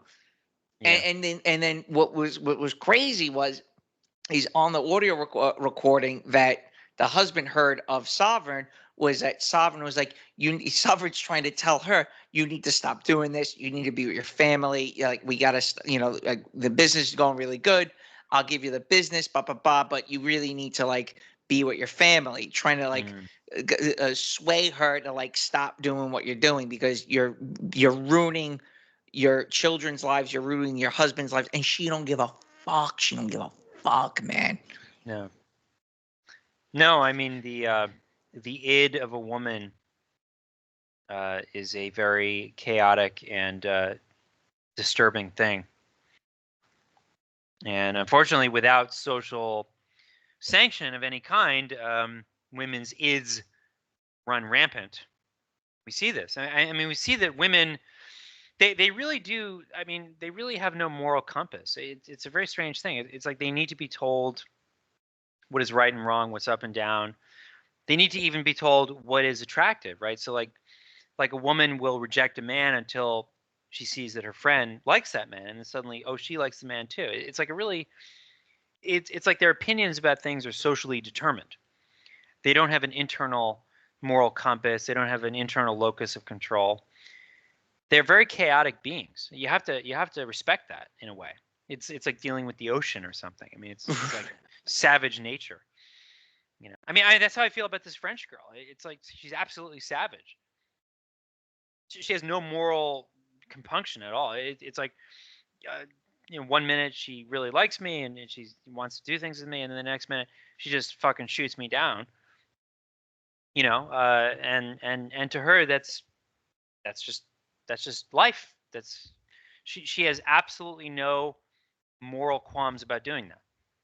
And in a way, I respect that. The other question is how many other guys that she done it to?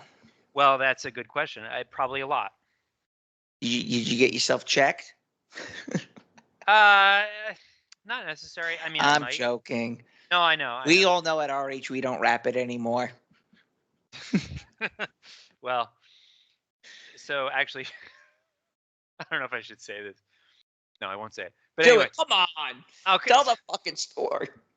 Trust me, I told her when I was in her apartment, I said, "Listen, I'm not prepared for this." Oh, so you were the one instigating protection. Well, she said, I have condoms. So she already had them. She was prepared. Okay, but let me ask you something because I've been down this road. Does she have a lot of Amazon boxes and a lot of shit in her fucking apartment? No, bare. Oh, that's not good. She's European. They don't own shit. So apparently in Europe, like the thing about being European, you don't have things. Yeah, that's correct. That's why the gibbies over there are not as good, but everyone's on the gibbies. What, the government gibbs? Yeah, the government. Everyone's on welfare in Spain. Yeah, but they don't give you fuck all while you're on it. For our British listeners, you know, think NHS. No, we call it the dole. I like the dole. Yes, I mean we have this in the U.S. too, but in the U.S. we have people just have so much disposable income to spend on absolute shit. It's ridiculous. You know, and so they just accumulate shit throughout their lives. But you know, like when I go to an apartment of like a European woman, a Russian woman, even in America, she has no shit. Like she has nothing. You know, it's like a Japanese apartment or something. It's just like furniture, which I like. I mean, I respect that. You know, it's like, okay, you don't have a lot of shit. It's like, you know, you're not weighed down by all this bullshit. I'm weighed down by books. Books. So that's something weird. Is that like nobody has books anymore? My books weigh me down. I went to a condo. So a friend of mine bought a condo. He works for a big company. I'll just say he works for a big company. He makes a shitload of money, and he bought this beautiful 2-bedroom condo in Miami. He's single, by the way. He's completely struggling. The guy is loaded, and so are we live? Yeah, go for it. So one of the consequences of the bug and life is that you can't afford a new computer. So my computer keeps crashing. Sorry about that. Anyway, but yeah, I was just saying, I guess. Your buddy bought a condo. We're talking about books. Yeah, and like he has no books. I mean, like he has like a couple of bookshelves in the living room, and I'm looking at his collection. He's got like 30 or 50 books or something. I'm like, you know, and he just moved. I was like, so are the rest of your books in storage? He's like, no, that's it. That's all I have. I'm like, what? You have 50 books? I mean, and I'm looking at his books, and it's all like these airport books.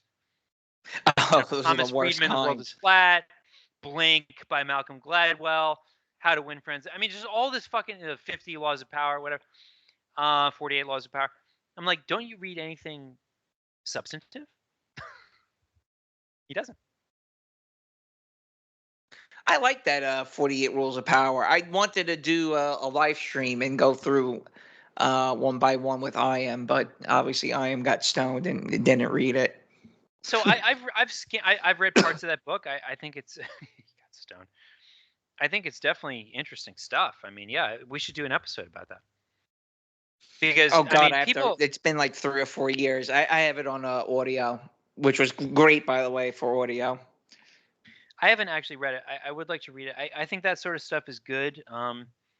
It's good for people to have practical advice about navigating relationships, and Again, it's good for when you're on an airplane. I mean, it's even if you're not on a plane. I mean, it's good advice. It's like, because I mean, you need these things. You need this type of advice to navigate the world that we live in. Most popular book in the U.S. prison system, also. Oh, is it? Yep. So it's sort of like. Did you get into Camp of the Saints yet? No. Oh, it's fantastic. Yeah. Oh, what a fantastic read, guys. Get your hands on Camp of the Saints, because it's everything we're living through. Best fictional book about dystopian migration policy of the West. Wow. Written in the 70s. Steve Bannon classic. liked it. Steve Bannon said it was one of the best books he's ever read. That's an endorsement. I would recommend also Submission by Michel Houellebecq. Ooh. Yeah. So Michel Houellebecq, I highly recommend. He's the greatest living French novelist. And Submission is his most kind of political work. It's about, a near future where Muslims take over France. And basically they it's really hilarious. Like the Muslims kind of strike a deal with the French government that we're not going to impose religion on France, but the one thing that we demand is control of the education system. Oh, gee. Yeah. And through that, they indoctrinate people into the principles of Islam. And then the main character is like this kind of, I guess he's like a professor of French literature. And by the end of the book, I mean, they have him converting to Islam because it gives him access to multiple wives. It's like he can date his students and he can have like 3 or 4 wives. That'll motivate a man. No, I mean, really, I mean, it's presented in a way that's extremely plausible. It's a very good book. His most recent, I believe, is Serotonin. And it's just great. I mean, I really love Michel Houellebecq. It's very depressing. I mean, he's kind of, I think he suffers from clinical depression, and that is reflected in his fiction. But it's a sort of deconstruction of the modern West and just how fucked up everything is. It's very ironic, sardonic, just very, very funny. And of course I read it in English. I read it in translation. But I remember when my copy of Serotonin arrived in the mail, I was just like so happy. It was like, this is like a big sort of cultural event. It's like, I got this book. But yeah, I have Serotonin, Submission, Whatever is a good one. Platform is a good one. I've read most of what he's written. Michel Houellebecq, the spelling of his name is really weird. What are you currently reading?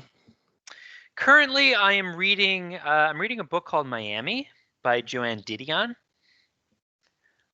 which is pretty good. It's about Miami in the 80s. And let's see. That's kind of the main thing right now. I started reading Schopenhauer essays. It's a collection of essays. I forget the title, but it's like he's just kind of reflecting on life. Arthur Schopenhauer, the German philosopher. So it's reflections on life, how to live a good life.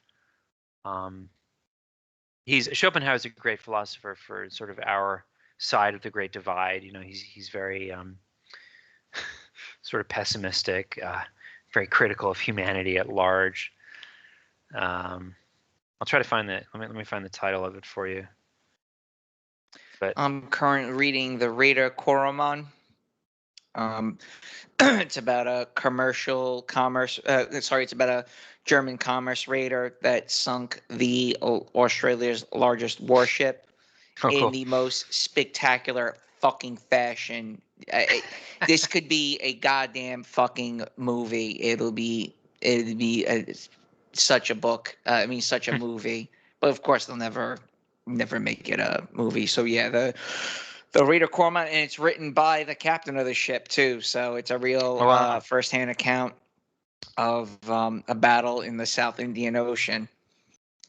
That's awesome. Blasted that fucking thing, dude. This fucking merchant ship sank Australia's largest warship. To this day, Australia's largest warship. Drew them in real close, like, because they knew that it was over. They were like, they circumnavigated the globe. They were running low on fuel, like like the Zip Boys, and like the Australian cruiser was like, tell us who you are. Obviously you're not a Dutch merchant ship. Like, what's your deal? They're signaling back and forth. And, the corpsman signaling back like, oh, we're just a lonely Dutch merchant ship on our way to so-and-so. And as soon as the HMAS Sydney got in close enough, dude, they lowered the Dutch flag, rose the SWAT sticker. And then what's really cool is that they hid all their armor, their torpedo tubes, their deck guns, everything were hidden behind like what do you call it? Oh, son of a bitch! What's the thing that they make houses out of now? From What's the thing that they make houses out of now? That are from containers. Sorry, yeah. So they hid all their guns behind containers. They hid their torpedo tubes like behind different, kind of concealments to make it all look like it was an actual merchant ship. So as soon as the HMAS Sydney got close enough, they rose the Kriegsmarine flag and then exposed all their guns and just broadsided the fucking piss out of this cruiser and took it right to the bottom. Wow. It's a dope story. So I've been really into commerce raiders, World War I, World War II, mostly this vessel in particular. And then there's one called the Wolf from World War I, which did the same thing, traveling the South Pacific, sinking lonely merchant ships. So it's like it was the last hurrah for pirates, basically. Right. So the last time there were actual real pirates, it was the Germans in World War II and World War I. Oh, wow. Based. So I'm reading that book, and I'm reading The Wolf of the Kremlin, which is about Stalin's brother-in-law, who is the mastermind behind the gulags and everything. Oh, interesting. Oh, wow. Cool. By the way, the title of the book I was thinking of by Schopenhauer is called The Wisdom of Life. Oh, it sounds wonderful. Sounds wonderful. Well, it's funny about Schopenhauer because he's so pessimistic. He basically thinks like it's all fucking useless. But in The Wisdom of Life, he sort of in the introduction he says, yeah, well, but putting that aside for a minute, like if you did want to sort of maximize your enjoyment of life, this is how you would do it. So yeah, he's great. I'm trying, like, my thing now, and it probably has to do with just being in a relationship. Just trying to just have a better do a better job putting blinders on with certain aspects of the degradation of society, and trying to navigate it as best you could. My thing is, and to this day, is just try to like get lost in your mind on a lot of different things, and I've always been that way. Sure. Just continue just your social observations of various various social cues and what way things are turning, and and just really just bask in its glory. I almost got teared up the other day. I was thinking, like, if I died right now, would I die happy? And I'm like, yeah, I actually probably would. It's been a really good run. It really has. Like, it's been a good run. It's been great, dude. I really have nothing to complain about with my life. I really haven't. I've definitely I feel as if I've lived life to its fullest potential within my own means. The only thing I have not done yet is experience combat, which would probably be the cherry on top, in my humble view. Yeah, well, maybe Or maybe going down on the Costa Cordinia. there you go. You may have an opportunity yet. You know, if CW2 breaks out. CW. The two-way rifle range, as Terrence Popp calls it. You don't hear a lot of that type of conversation anymore. Tom was texting me a little. Tom was texting me. You know, it's coming. You know, hope you're ready. I'm like, dude, you said that 2-3 years ago. Nothing fucking happened. Yeah, I mean, I have a lot of respect for Tom, but I think his predictions have been a little bit off target. Well, what could possibly happen? What's happening right now that could spark CW2 or World Nothing. War for that matter? We have too much. We have too much. Ukraine is about it. I mean, Ukraine's the only thing that can really spark but something. Ukraine wouldn't spark. I mean, the thing is, I mean, most Americans still. I know it's hard to believe, but most Americans actually support the war in Ukraine. I mean, it's not a very divisive issue. The thing that would spark, sort of an internal conflagration, if you will, would have to be domestic issues. So like maybe a draft would spark that, right? A military draft, and we're sending people to die in Ukraine. But I just don't see that happening. People are too comfortable in this country. Remember, we still have NFL, we have Buffalo Wild Wings and sports ball, and Netflix. I mean, that's it. These are tranquilizers for the population, and nothing is going to happen until people's material circumstances are reduced to the point that they feel desperate, which is nowhere near where we are today. We're nowhere near that outcome. That's true. You know, I just don't see it happening. I'm sorry. It could happen in the future, but things have to get a lot worse. And yeah, I remember in 2020, 2019, even before COVID, there was a lot of talk about that. I remember watching the videos by Terrence Popp and others who were kind of explaining, when the shit hits the fan, this is what you have to do. It all seems so irrelevant now. Like, I've stopped prepping. Like, I just don't care about that anymore, because first of all, I know that if the shit really does hit the fan, we're all pretty much fucked. Like, it doesn't matter how much, how many bags of rice you have stored under your bed or whatever, you're probably not going to make it. But also, I think that outcome is very unlikely to happen. We're too prosperous. I mean, there's something about the Western system, the modern system, whatever you want to call it, that is resilient. Yeah. It can withstand all these shocks. I think what's more likely to happen is a gradual reduction in our standard of living that just continues without end. I think that's exactly what's happening. We're seeing that's what's happening right now. I think Long Island again broke records for housing prices. Again, oh, wonderful!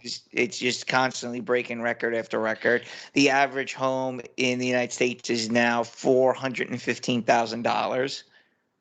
So, what the wonderful. median is, if you take the highest and the lowest out, I'd imagine it's probably about that. That sounds about accurate.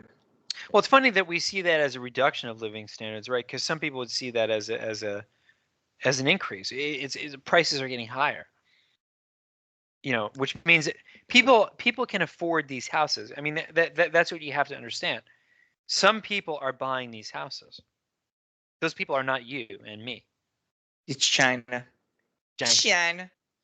Well, it's the boomers, but yeah, there was an interesting point made on Twitter recently, which is that a lot of millennials compare themselves to boomers at their age. So well, my parents at my age were doing this and that. But you actually, I mean, or rather, they're comparing themselves to their parents as they are now. But the thing is, your parents in the 80s probably had a much reduced standard of living.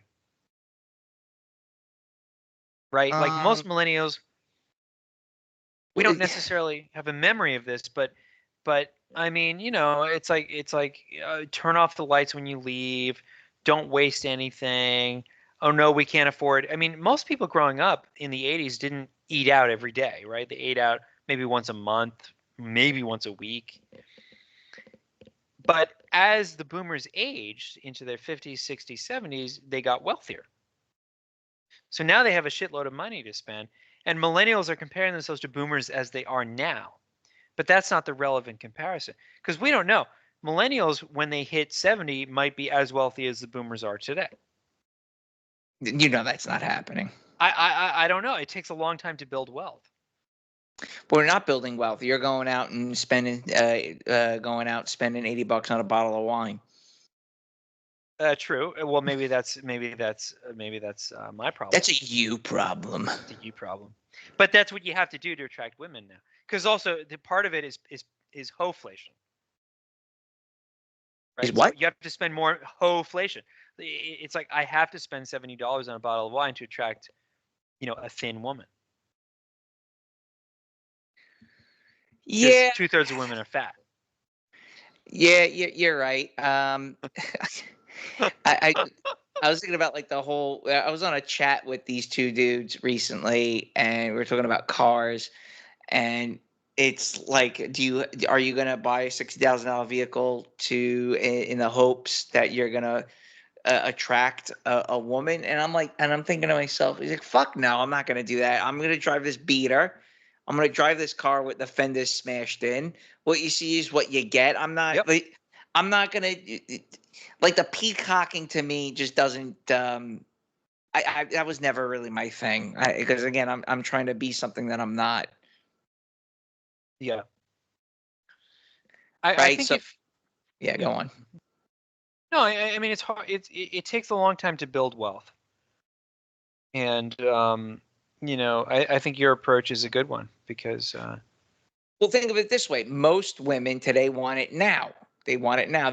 That's the thing. Is like a lot of guys our age are working on building that wealth, but most women don't see that these things take time. You have to work as a team in order to achieve those type of things and not get divorced and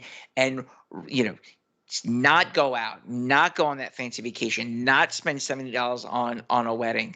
But women compare themselves to what they see on Instagram, which is often fictitious. Right.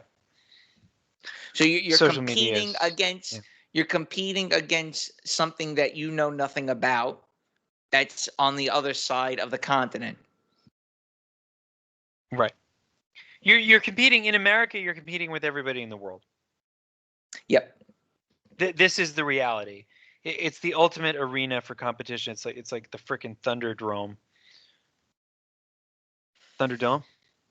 But all right, your sister married a doctor. That doesn't mean you're marrying a doctor, now does it?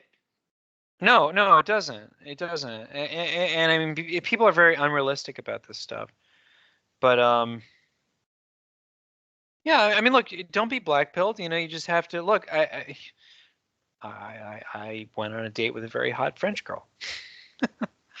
So it can be done, even if you're poor, which I am. Even if you're couch surfing. Well, I think like women are attracted to extremes. If you're like really wealthy, they love you, but also if you're like a hobo, they love you. That's true. What did I see? Even homeless people are getting fucking laid. They are.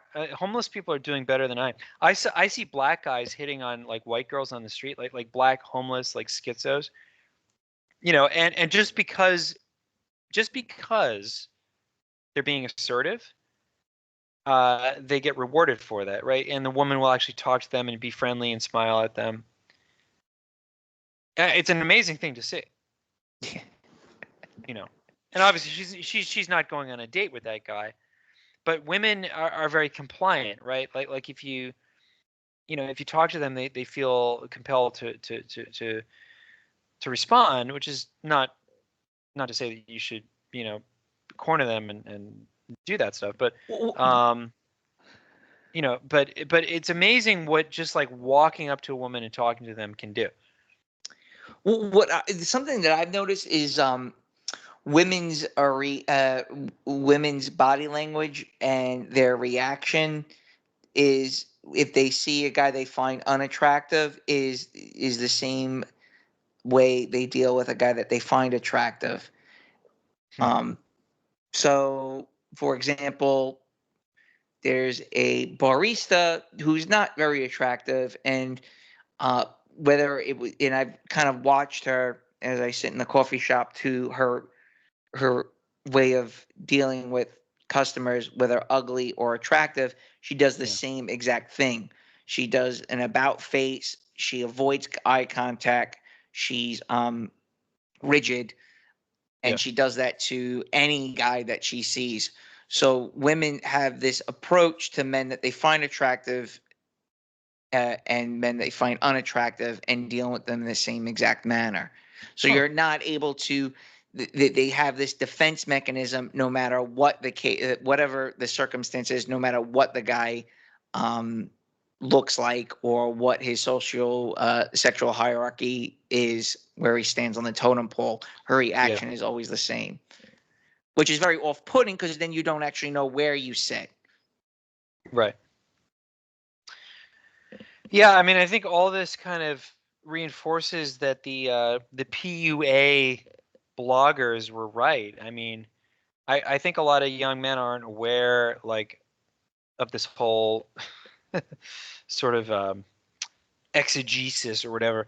That I mean, there's all this material on the internet that you can read that deconstructs women's behavior, right, and the way they react to men. And I mean, it goes far beyond like just pickup lines and stuff. It's like, how do you actually have a conversation with women? How do you read the signs that they're giving off, the indicators of interest, for example, right?